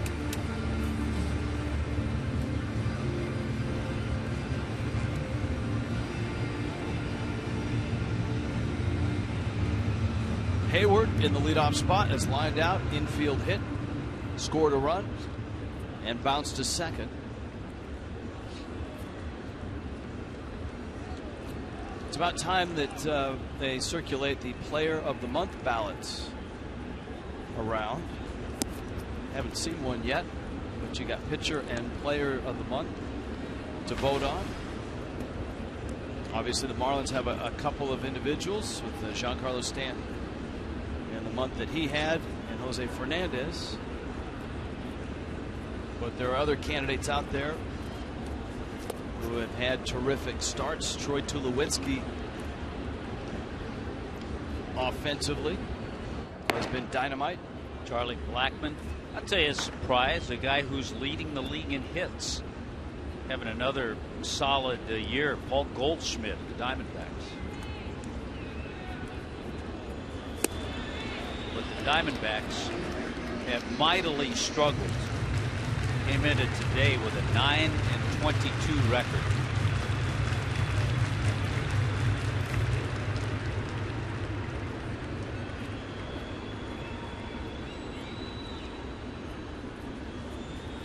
Here's the oddity of that, Rich. Talk about the success the Marlins have had at home. Arizona at home, 3-15. Pitcher of the Month candidates. You had to have had Aaron Harang right up there until last night. Julio Teheran at 1.47 on the ERA. Jose Fernandez 1.59 earned run average. Good sharp breaking ball there. And down goes Hayward. Good job by Dunn to make some good pitches, a good breaking ball to put away Hayward. As we pointed out last night, Francisco Rodriguez, the closer for the Brewers, has been just dominant.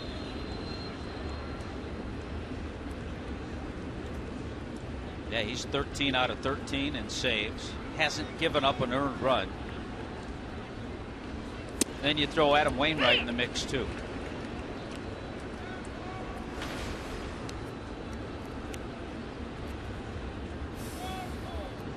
Johnny Cueto of the Reds has a sparkling ERA of 1.15.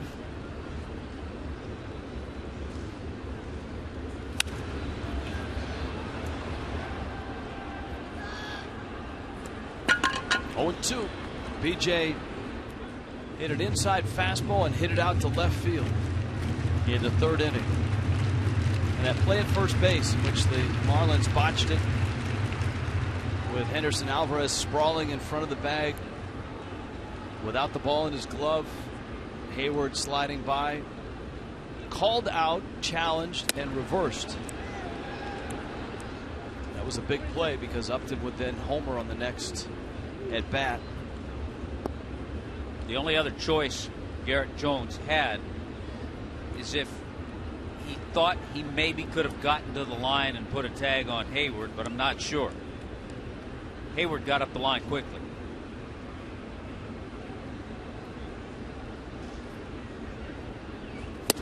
That's a fastball and a good one. 96 right at the knees.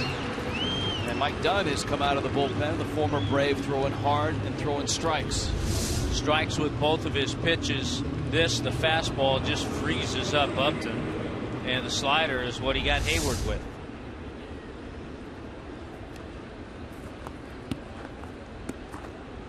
Now Freeman 0 for 22 against Miami this year.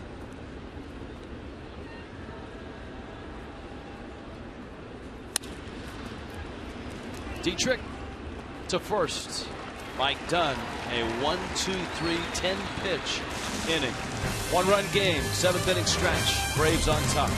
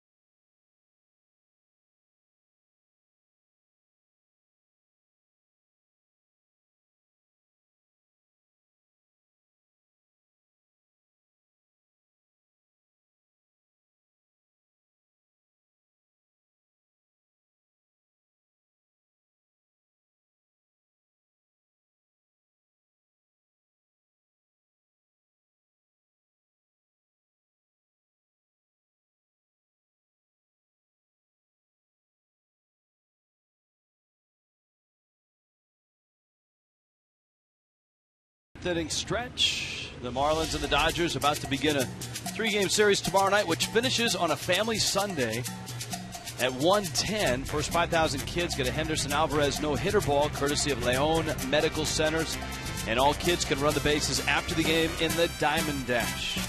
Marlins.com, the place to go for tickets.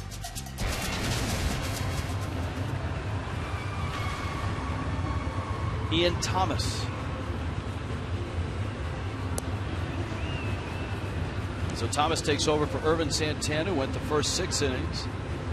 Marlins 3 runs off of Santana, but he leaves with a 1-run lead and turns it over to a Braves bullpen that has had a solid month. Not spectacular, but 3.26. I think any manager in baseball would take that out of their bullpen. 10 of 12 in save opportunities. AT&T fan photo, hashtag FL fan photo. Just send your shots and a chance to be on a future telecast. There's Dory. That was the Aaron Harang start last week. Harang matching up last week with Nathan Eovaldi. Well, the first batter that Thomas will face last year, entire season with the Braves. Had a pinch hit last night. Reed Johnson 3 for 9 coming off the bench, so he's done a nice job early on in his role.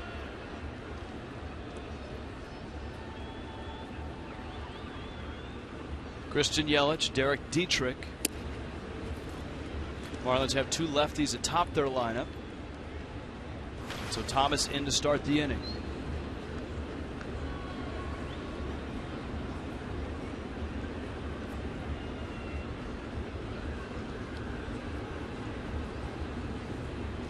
Yeah, if it gets beyond Dietrich, we won't see Ian Thomas anymore. That's why the Braves bullpen is still active.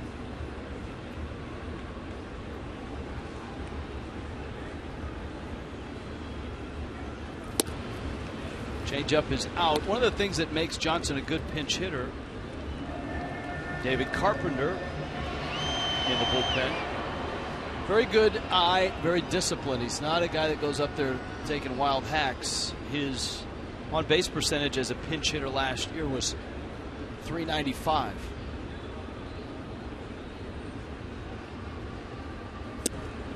It's hard hard enough to pinch hit. It's even harder to have patience as a pinch hit. Because you've waited all day. And you know that's going to be your one shot. And not many people talk about your on-base percentage as a pinch hitter. No, that's right.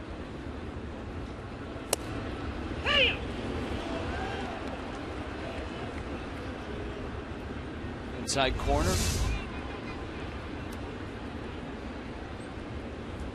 And at the knees, actually got more of the plate than the corner. Yeah, that was a pretty good pitch. Perfect pitch.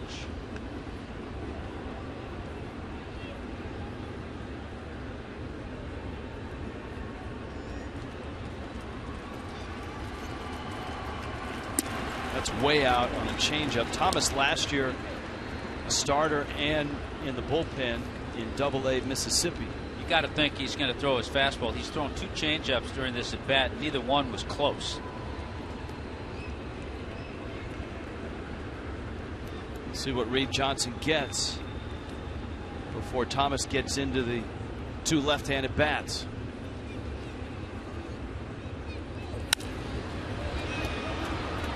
Got the fastball. Marlins marked improvement in their starting 9 or starting 8, if you will, in the National League offensively compared to last April, and so much more depth on the bench.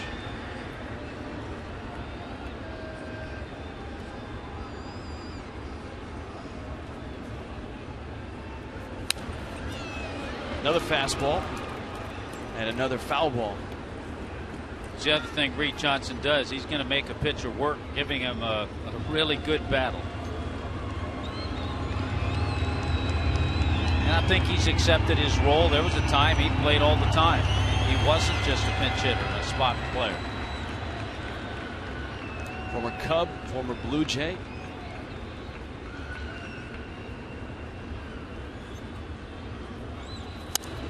Went down on the changeup, and he dumps it into left field. That's a great at bat. It was the first changeup that was anywhere near the plate, and it was down just below the knees. After fighting off a couple of good fastballs, Thomas decided to go with the changeup again. And you know, when you're 37 years old, when you're in your 12th year in the big leagues, and you've had a lot of experience, you have those kind of at bats.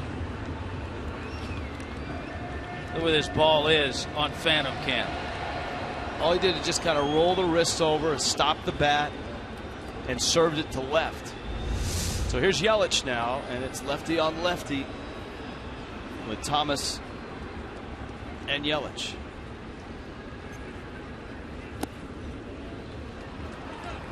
Ball 1. Yelich 0 for 3 tonight. Toyota trend. Last night, first homer of the season, 100th career hit. Marlins all-time 100th hit, a home run. Look at that. Cody Ross, Justin Ruggiano, Brian Banks, Greg Colbran.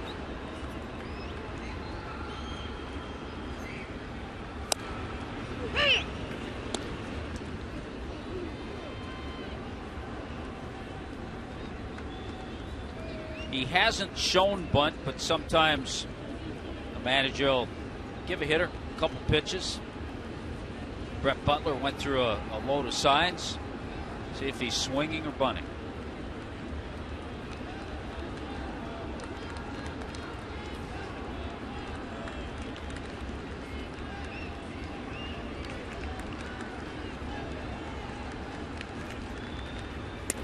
He's ducking. He's broken out a couple of curveballs. He didn't throw those to the right-handed hitting Johnson. But he misses badly with that one.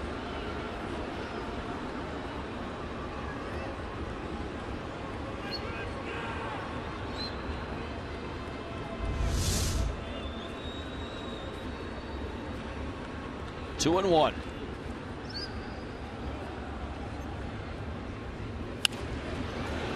Yelich, little bloop. Justin Upton sliding, can't make the catch. And everybody is safe. Reed Johnson moves up to second. It's a base hit for Yelich.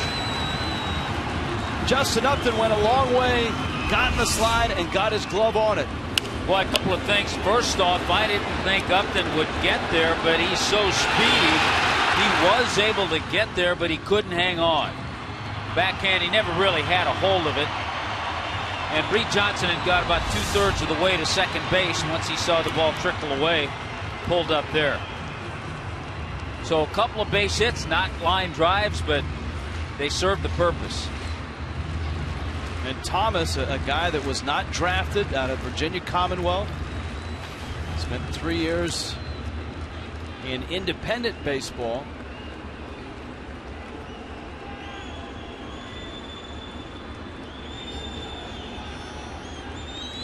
Facing Dietrich. He misses down low. And those 3 years, independent teams in Canada.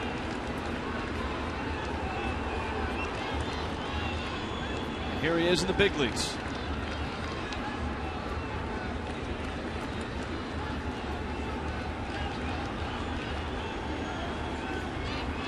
Marlins don't have a hit with a runner in scoring position tonight. Dietrich takes a strike, 1-1.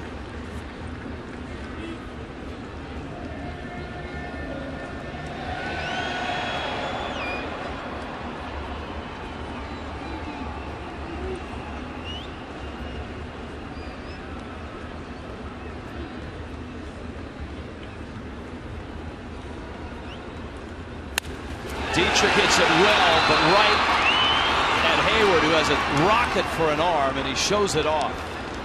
Well, it's all you can ask out of Derek Dietrich. He hung in against the lefty, and he hit it well. Freddie Gonzalez is going to go to the bullpen, and Giancarlo Stanton is not going to see Ian Thomas.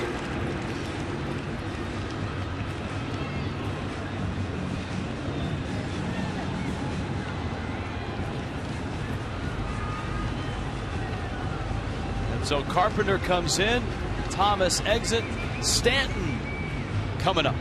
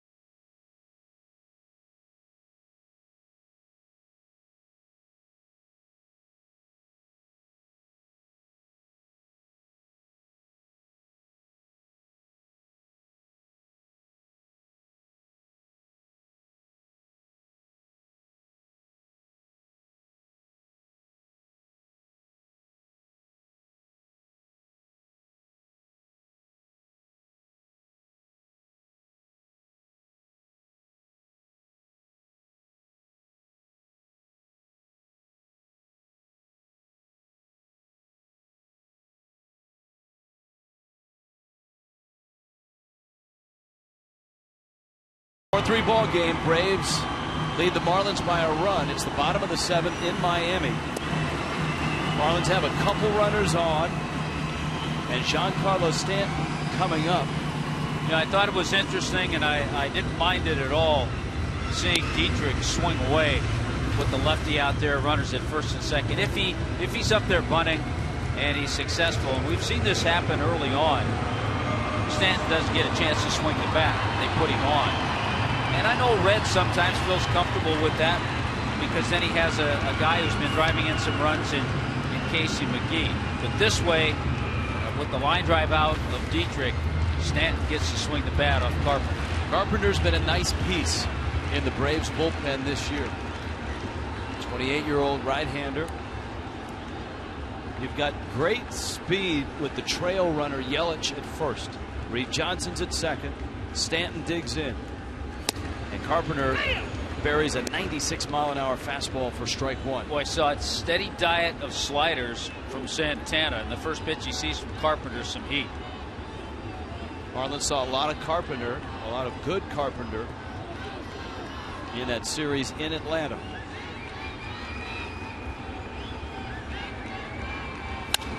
Ground ball, base hit, right field. Here comes Johnson, round third. He's going to score.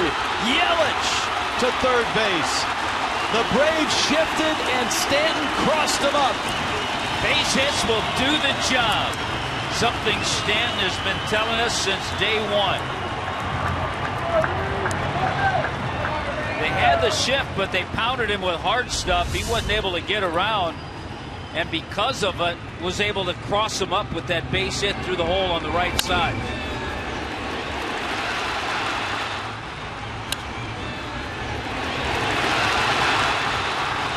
We've seen the shift take base hits away from Stanton. We've seen the shift allow for a spot for a ball like that to get through. At the corners now, here's McGee, who was 1 for 3 with an RBI double. And you talk, Rich, about the speed at first base in Yelich when he was at first. And Johnson was at second. So Yelich got over to third base easily. Look at that pitch. Perfect. On the black and at the knees. Yelich at third, Stanton at first. Both sides of the plate with fastballs. Carpenter has dotted to get strikes on McGee. Stanton, Rich, with 32 RBIs. That ties him for the major league lead with the young Cuban with the White Sox, Jose Abreu. Fastball. McGee wasn't going to let that one get by him, and he just stays alive.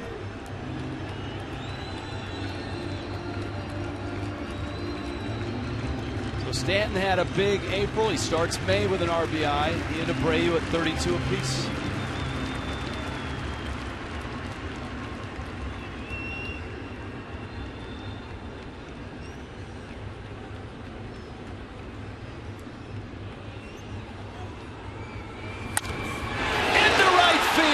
McGee delivers again. Yelich will score.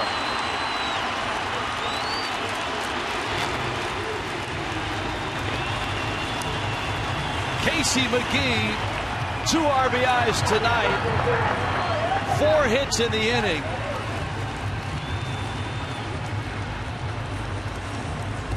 You talk about some enthusiasm. Watch Casey McGee. Yeah. He knew he had a battle, especially when he fell behind 0-2. He got another fastball and just put a great swing on it.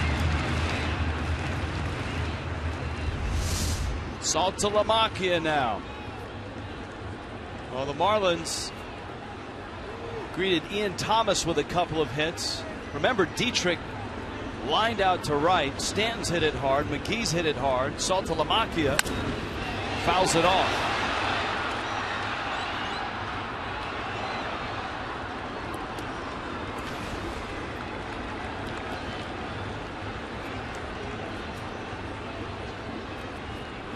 Remember, in that 5th inning, you go back to that at bat McGee had in the 5th. He got caught looking, called third strike with a fastball. I think he was thinking about slider from Santana. Pickoff play, Stanton's back in.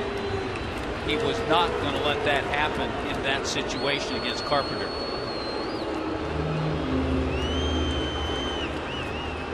AJ Ramos is ready.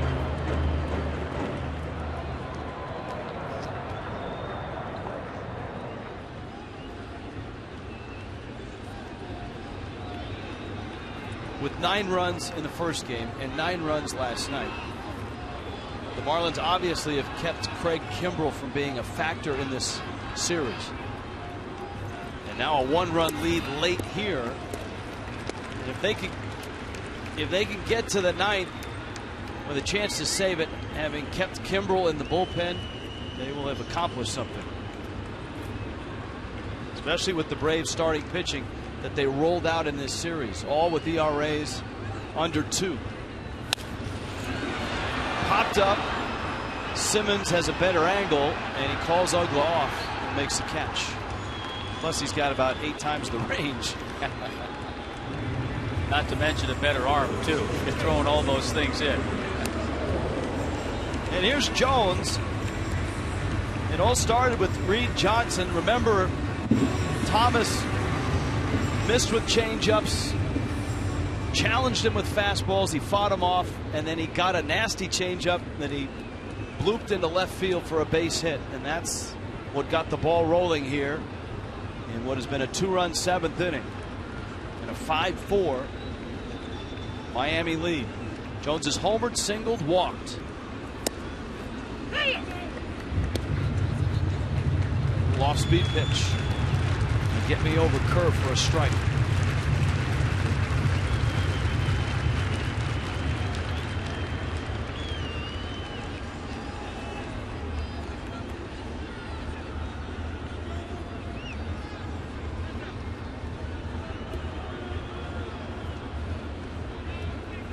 Production that the Marlins have received from first base, from third base, and from behind the plate.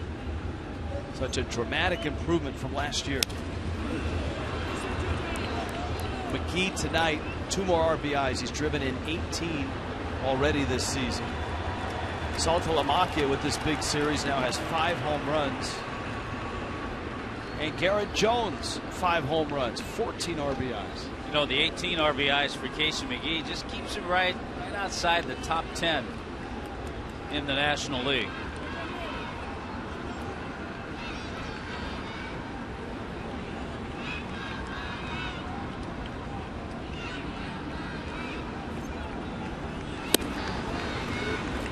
Fastball up, and it's 1-2. Now McGee hasn't homered yet this season, but in this series he's banged one off the top of the wall in right and off the top of the wall in left.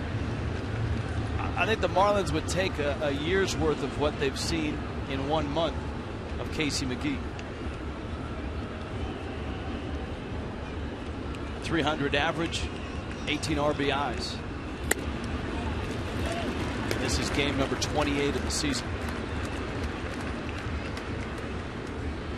That's the approach that he went back to in Japan last year and had a lot of success with. Drove in 93 runs last year in Japan.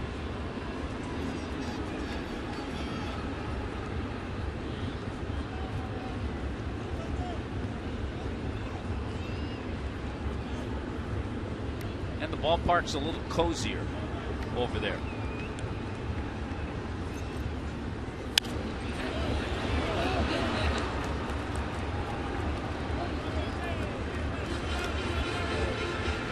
Two and two.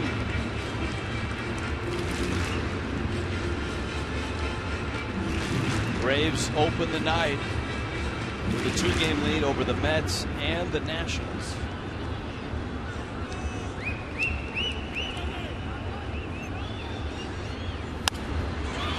Jones pops it. Johnson calls it, and Simmons calls him off and makes the catch. But Miami puts 2 on the board against the Atlanta bullpen and leads it 5-4.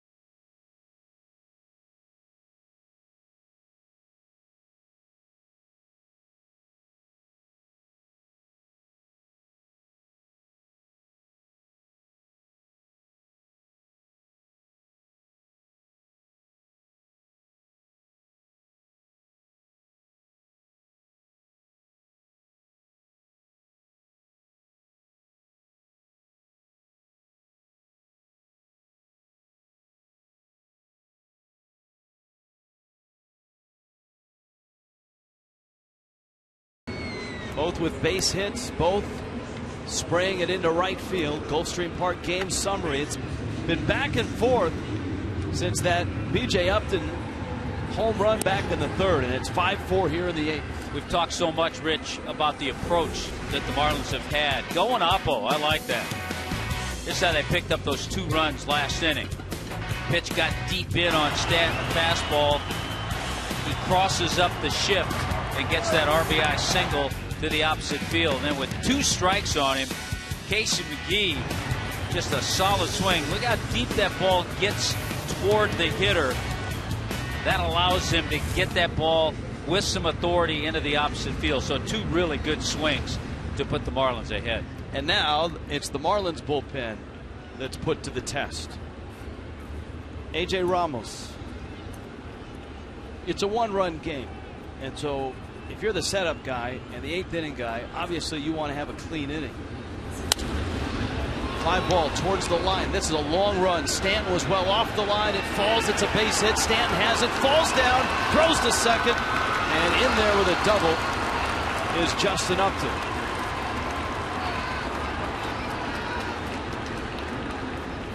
Stanton was playing in the gap in right center. No chance to get to the ball. Well, the Braves taking the opposite field theme here. This ball high in the air, but because Stanton was so far off the line, great effort, though, to get to it and come up with the kind of throw he did.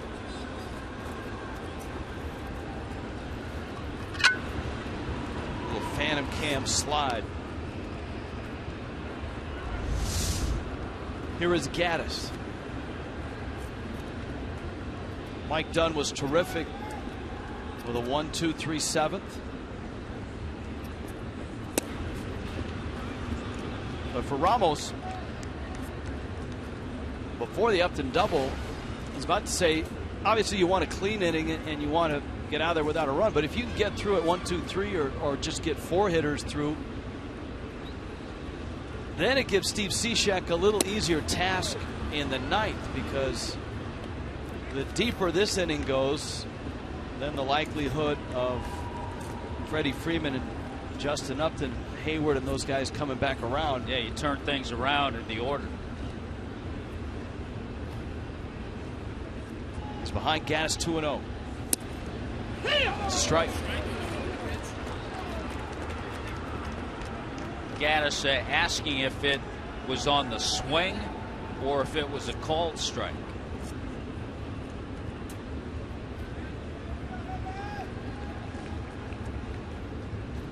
Ramos gets a break. 2-1. Gattis into the bat. Stanton comes in, makes the catch. Going out here in the 8th.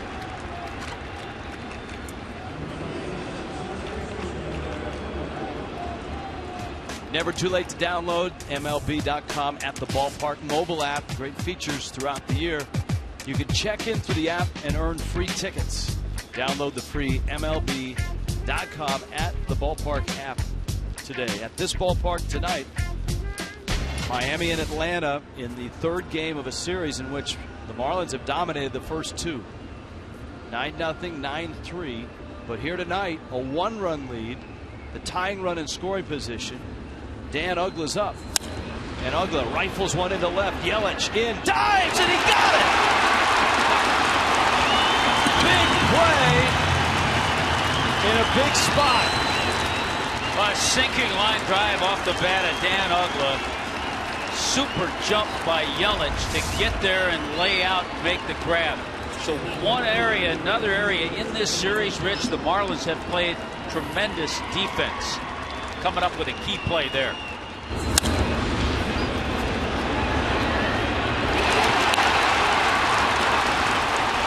One more out to get, and so far this has been the toughest out of the night in the Braves lineup. Chris Johnson is 3 for 3. You've got speed at second with Justin Upton.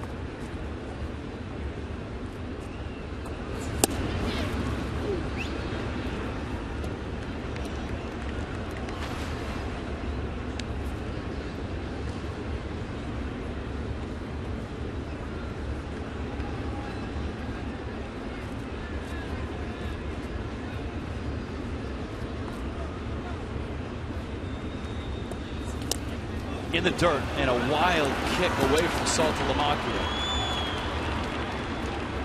And though Upton only moves to third, it may put some doubt in the mind of both SALTALAMACCHIA and Ramos to call that pitch again. Not sure what it was. If it was a change-up, something he just held on to a little long. Steve Cishek is getting ready right now.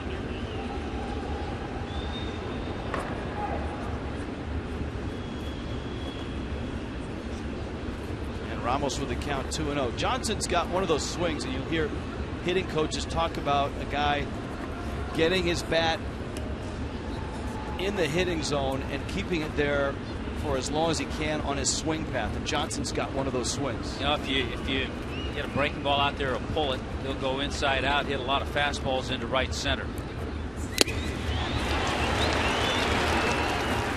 He was sitting on that fastball trying to pull it.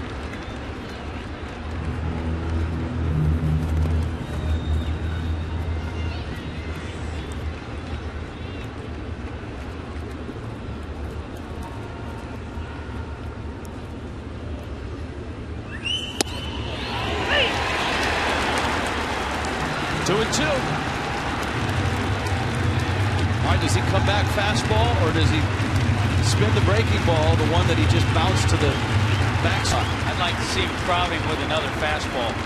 Keep it in. Ramos ready. Tying runs at third. Upton waits. Breaking ball, did he go? No.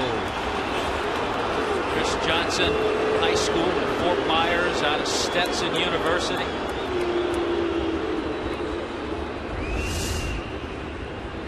Johnson did not go, and he checked it. So he did go breaking ball.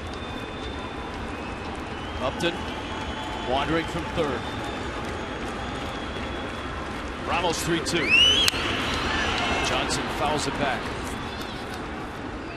I got a question for you. This is probably why Cishek's warming up, and it's something that goes through managers' minds. If Chris Johnson walks, let's say, is Ramos still out there, or does Cishek come in to get an out here in this inning? That's what you have to decide if you're Mike Redmond.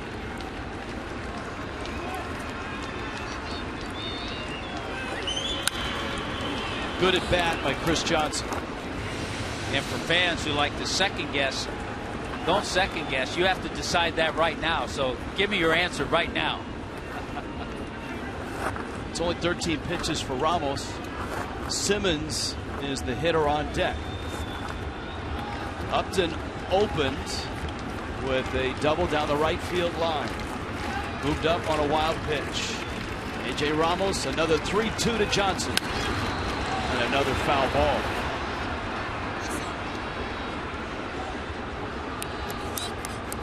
Look at the at bat right now, an 8-pitch at bat.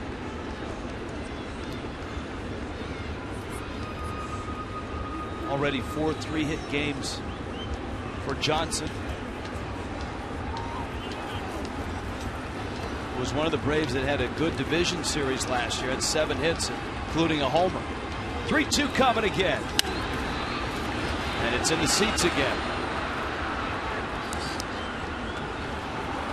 He's giving away a lot of souvenirs. The outfield, certainly they almost take another step towards center, right center, as the count continues, and Ramos continues to make pitches, and Johnson continues to foul him off in that direction. Look how shallow Giancarlo Stanton is right now in right field. He's well in. Another 3-2 in the dirt. SALTALAMACCHIA smothers. Johnson walks. Nice at bat by Chris Johnson. And here comes Simmons.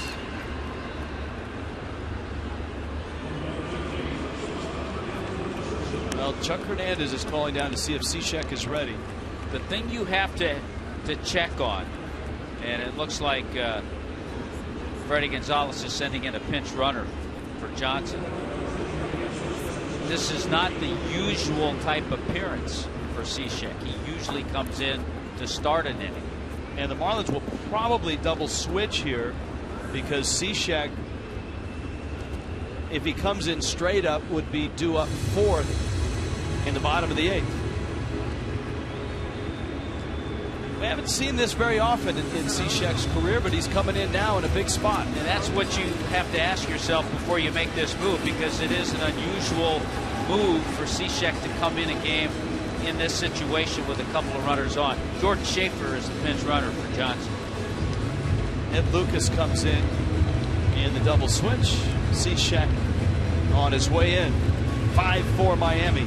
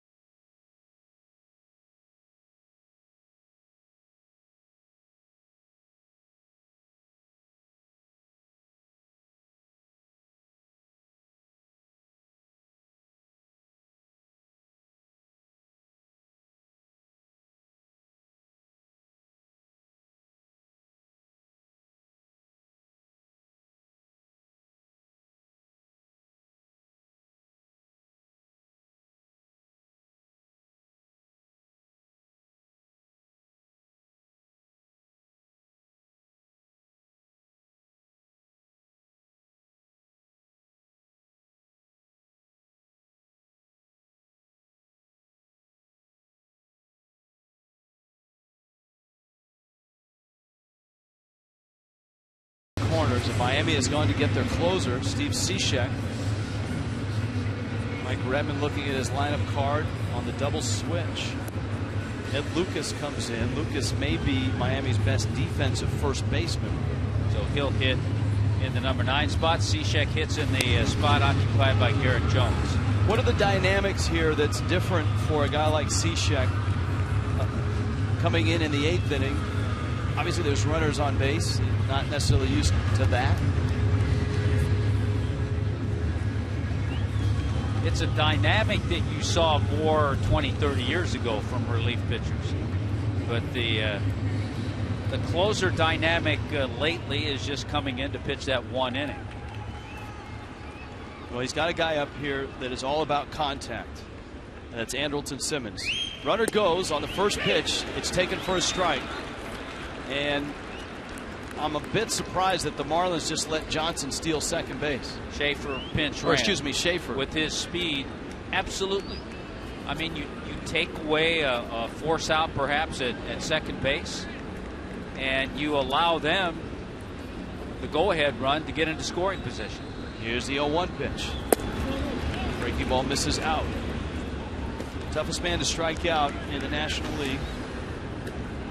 The thing about Simmons, you're not going to strike him out, you're not going to walk him. He's going to put it in play. He usually does it early in the count.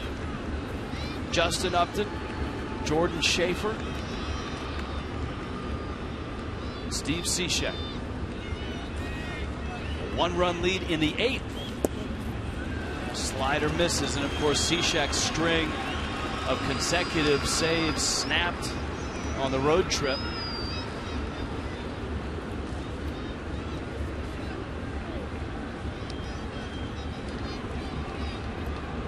That was in New York.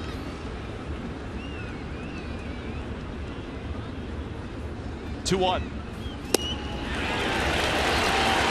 Gets the second strike on Simmons. Well, you mentioned it. Only 3 times he's struck out this year. Just 2 times he's walked.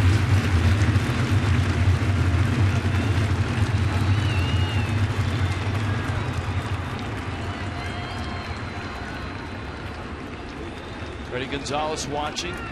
He's got a pinch hitter on deck waiting. Ramiro Pena. Cishek. fastball. And it's fouled at the plate. The appearance in which Cishek blew the save, he didn't have the sharp bite on that patented submarine slider. Yeah, he floated a few of the sliders up to the plate. Looks a lot better tonight.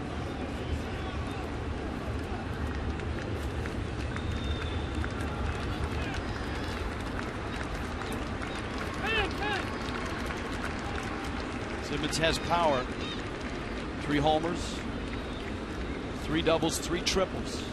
But 0 for 3 tonight, and 1 for 9 in this series. 2-2 coming.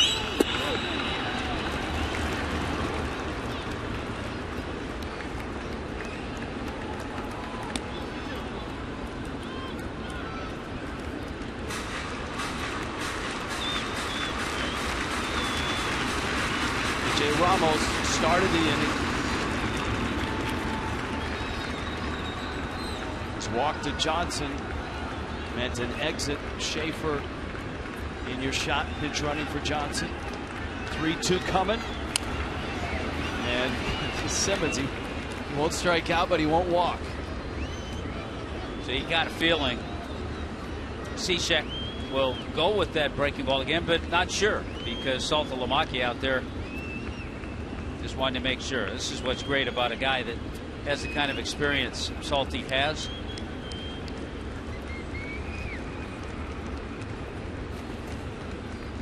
Two walks, 3 strikeouts, 93 at bats. That's hard to do.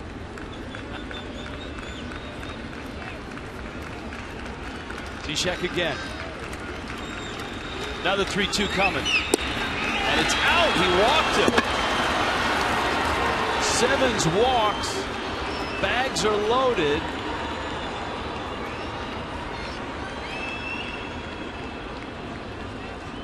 And now you have no wiggle room at all because the bases are loaded. Merrill Pena, pinch hitter, is going to bat. And a switch hitter. So he flips around on the left side of the plate against the right-hander Cishek.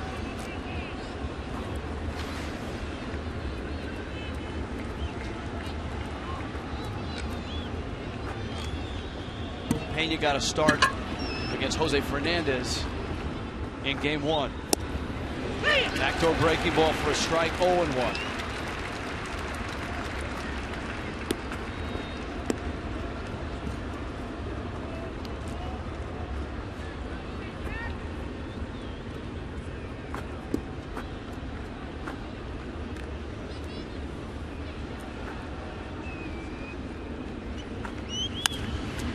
Got a fastball. 2 really good pitches.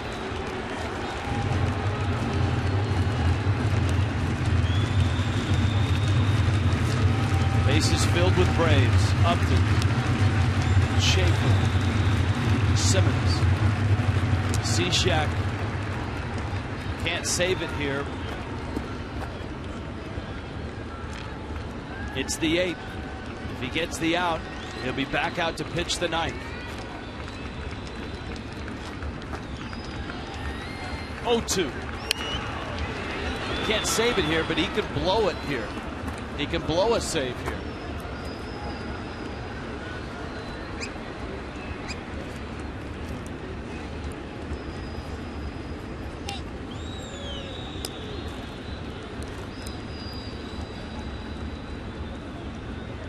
Oh, and 2.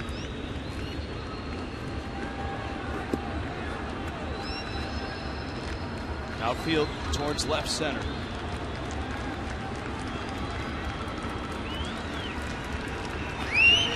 Got him with a fastball. It took a while, but Steve Cishek finally finishes the top of the 8th, and the Braves leave them loaded. Still 3 outs to get, but this was a big one in the 8th.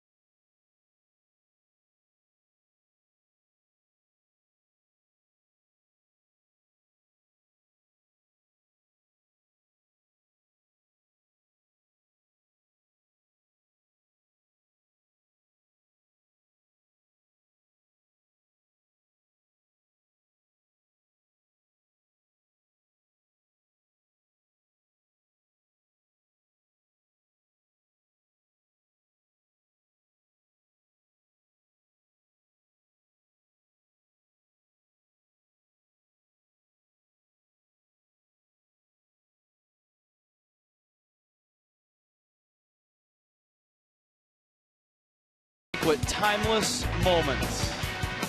Nolan Ryan on this date in 91 pitched his 7th and final no-hitter. My partner was there to call the game. Yeah, it was in Texas, in Arlington, against the Toronto Blue Jays, who had a terrific lineup. Guys like Roberto Alomar and Joe Carter.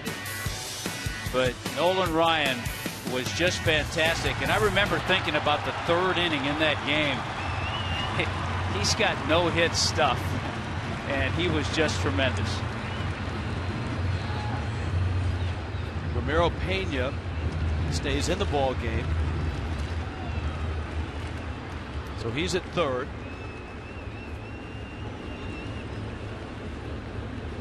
Anthony Bavaro. Ozuna takes him out to second base. UGGLA flips to first to get the out. Well, don't go anywhere. It was a bumpy ride in the 8th. And as we pointed out at the start of the inning, because it was a deep inning and the Braves left the bags loaded, Steve Cishek gets the top of the order, including some dangerous left-handed bats. Jason Hayward, then you got B.J. Upton, then you got Freddie Freeman in the 9th. It's just warming up, though. He got loose in that last inning.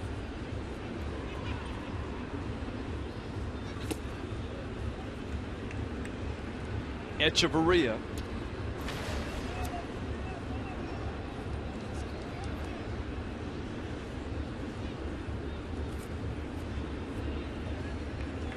And then Ed Lucas, who came in the double switch.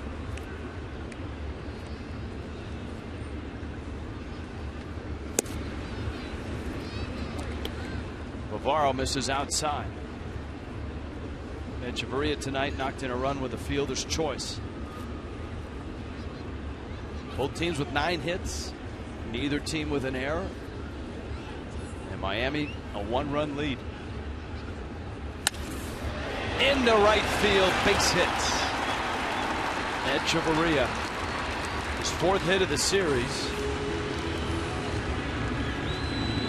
4 for 10 in this series, couple doubles and a triple. Luis Aguilar, Atlanta's bullpen. Another one of the things that Ed Lucas provides as you watch on Phantom Cam, seen a lot of those base hits that have gone into right field. You notice how the pitch gets deeper to the hitter, and that's something that Frank Menachino continues to preach. But one of the things that Ed Lucas provides is to Mike Redmond, a guy that he can put some plays on. So I don't know if he would do it here, but you have an option for a hit and run. Lucas takes a strike, and that's why Lucas, when he's in the lineup, is in the 2 spot. And Mike Redmond told this is why he moved Marcell Ozuna out of the 2 spot. Ozuna not as adept at situational hitting. Well, plus he doesn't want Ozuna to give himself up and try to poke balls that way. He wants him to drive in runs. Lucas checks his swing on a ball in the dirt. Many managers over the years like a 1-1 or a 2-1 count for a hit and run.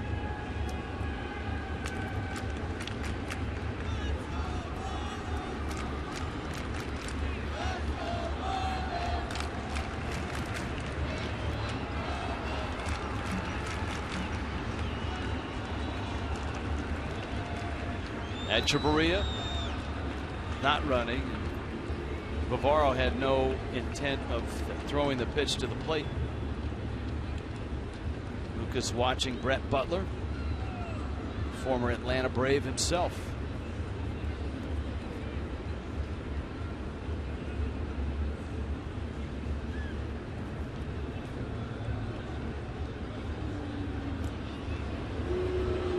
Echeverria back in. Yeah, we talked about it when the Marlins were in Atlanta. Brett Butler drafted, signed by the Braves, started his big league career with Atlanta.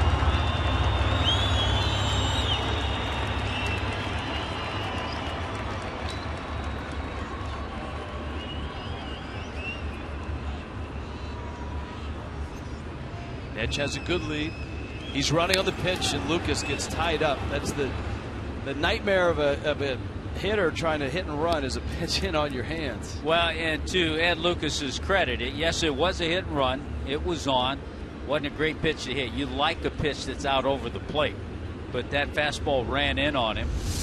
But he knew with the runner going, he's got to try to protect, and he fouled it off. Count 1-2.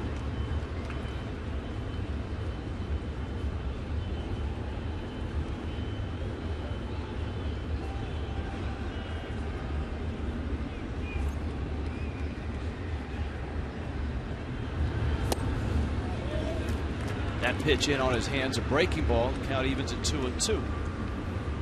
And of course, you can always start Echeverria even if it's not a hit and run here.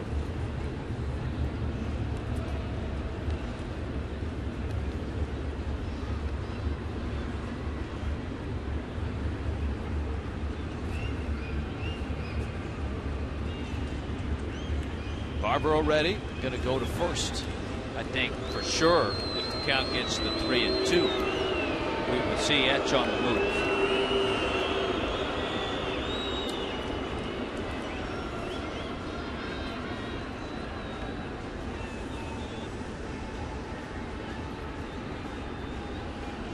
Miami a 1-run lead, bottom 8. This was an Irvin Santana, Henderson Alvarez start.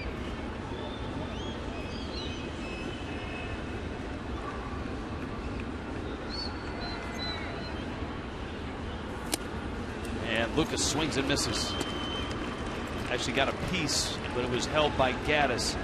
It's a strikeout for Bavaro.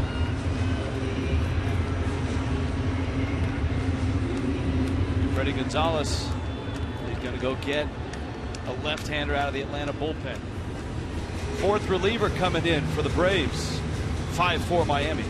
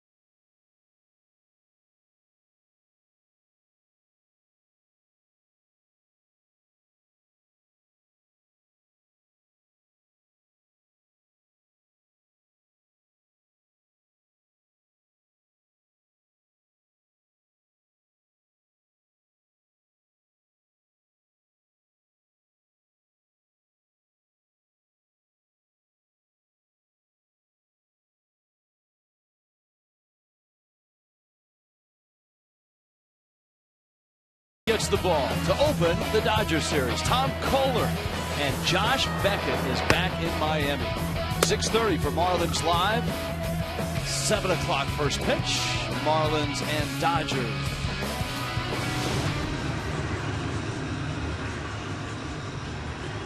The guy you want to go to if you're a hitter to get the scouting report on Beckett is Jared SALTALAMACCHIA.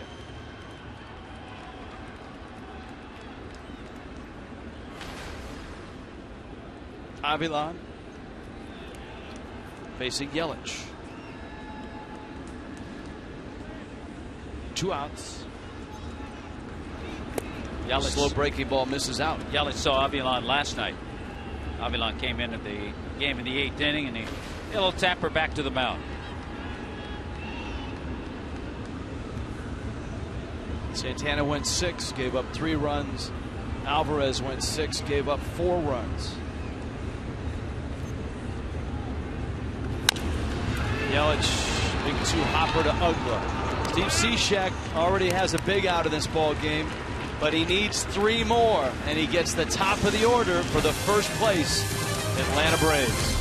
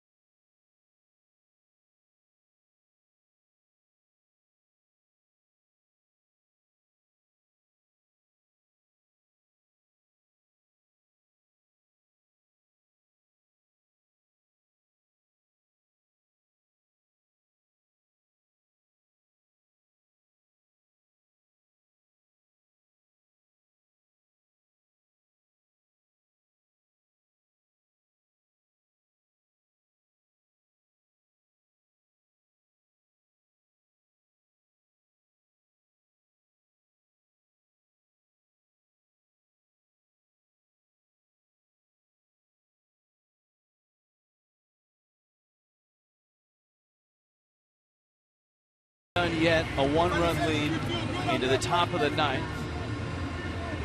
When it is done, you can be sure that the Checkers postgame show, Marlins Live, will appear out in center field. Greg Minervini and Jeff Conine. Garrett Jones staying hot. Niner is already at his post, and of course the obligatory wave from Niner. And look at the Blue Sox matching the tie. A sweet look. You like, Rich? Do you approve tonight? What do you think? We approved of the home run against Santana, too. Yeah, we showed your... did you show that? We showed your Father's Day home run. Nice. Breaking ball. I will approve of Steve Cishek's save right here. All right. All right, and we'll see that home run again on the postgame show with you, Jeff Conine. Can't imagine the statement. A lot of things that certainly fall into place and happen with a win tonight. The Marlins will have been able to sweep the Atlanta Braves, who have pretty much owned them the last 3 years. It would also get them to 500 on the season. A lot of work to do, though. You've got Hayward, B.J. Upton, Freddie Freeman, Justin Upton, and Evan Gattis. Those are the 5 that are lined up. Cishek obviously would like to limit it to 3. Hayward is 1 for 4. And the 2-1 coming. Breaking ball. Shallow left. Yelich has it. 1 out in the 9th. Got a big one out of the way and a couple of big ones coming up. That's the one thing about this Braves lineup. At times it can be an all or nothing. They can strike out a lot, certainly, but they have some guys who can all go deep with one swing. Well, Upton did it, and it was a big shot in the 3rd off of Alvarez, a 3-run homer. BJ digs in, ground ball up the middle. Dietrich to his right, fires the first in time to get the out.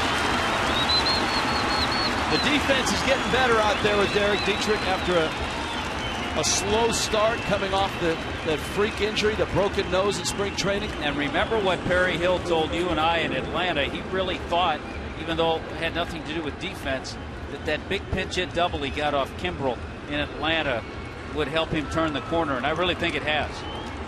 Now Freeman, who has struggled mightily in this series. And a swing and a miss, and he has struggled mightily against Cishek. 0 for 7 with 5 strikeouts in his career.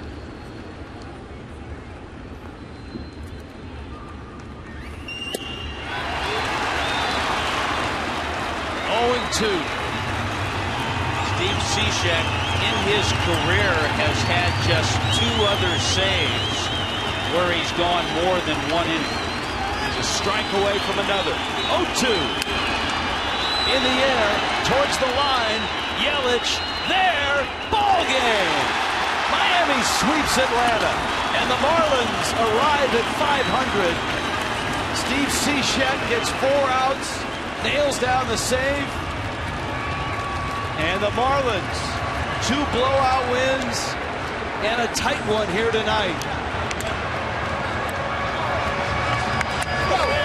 2006. Joe Girardi was the skipper of the Marlins the last time they swept the Braves here in Miami. And there's your final. 5-4. The Marlins beat the Braves.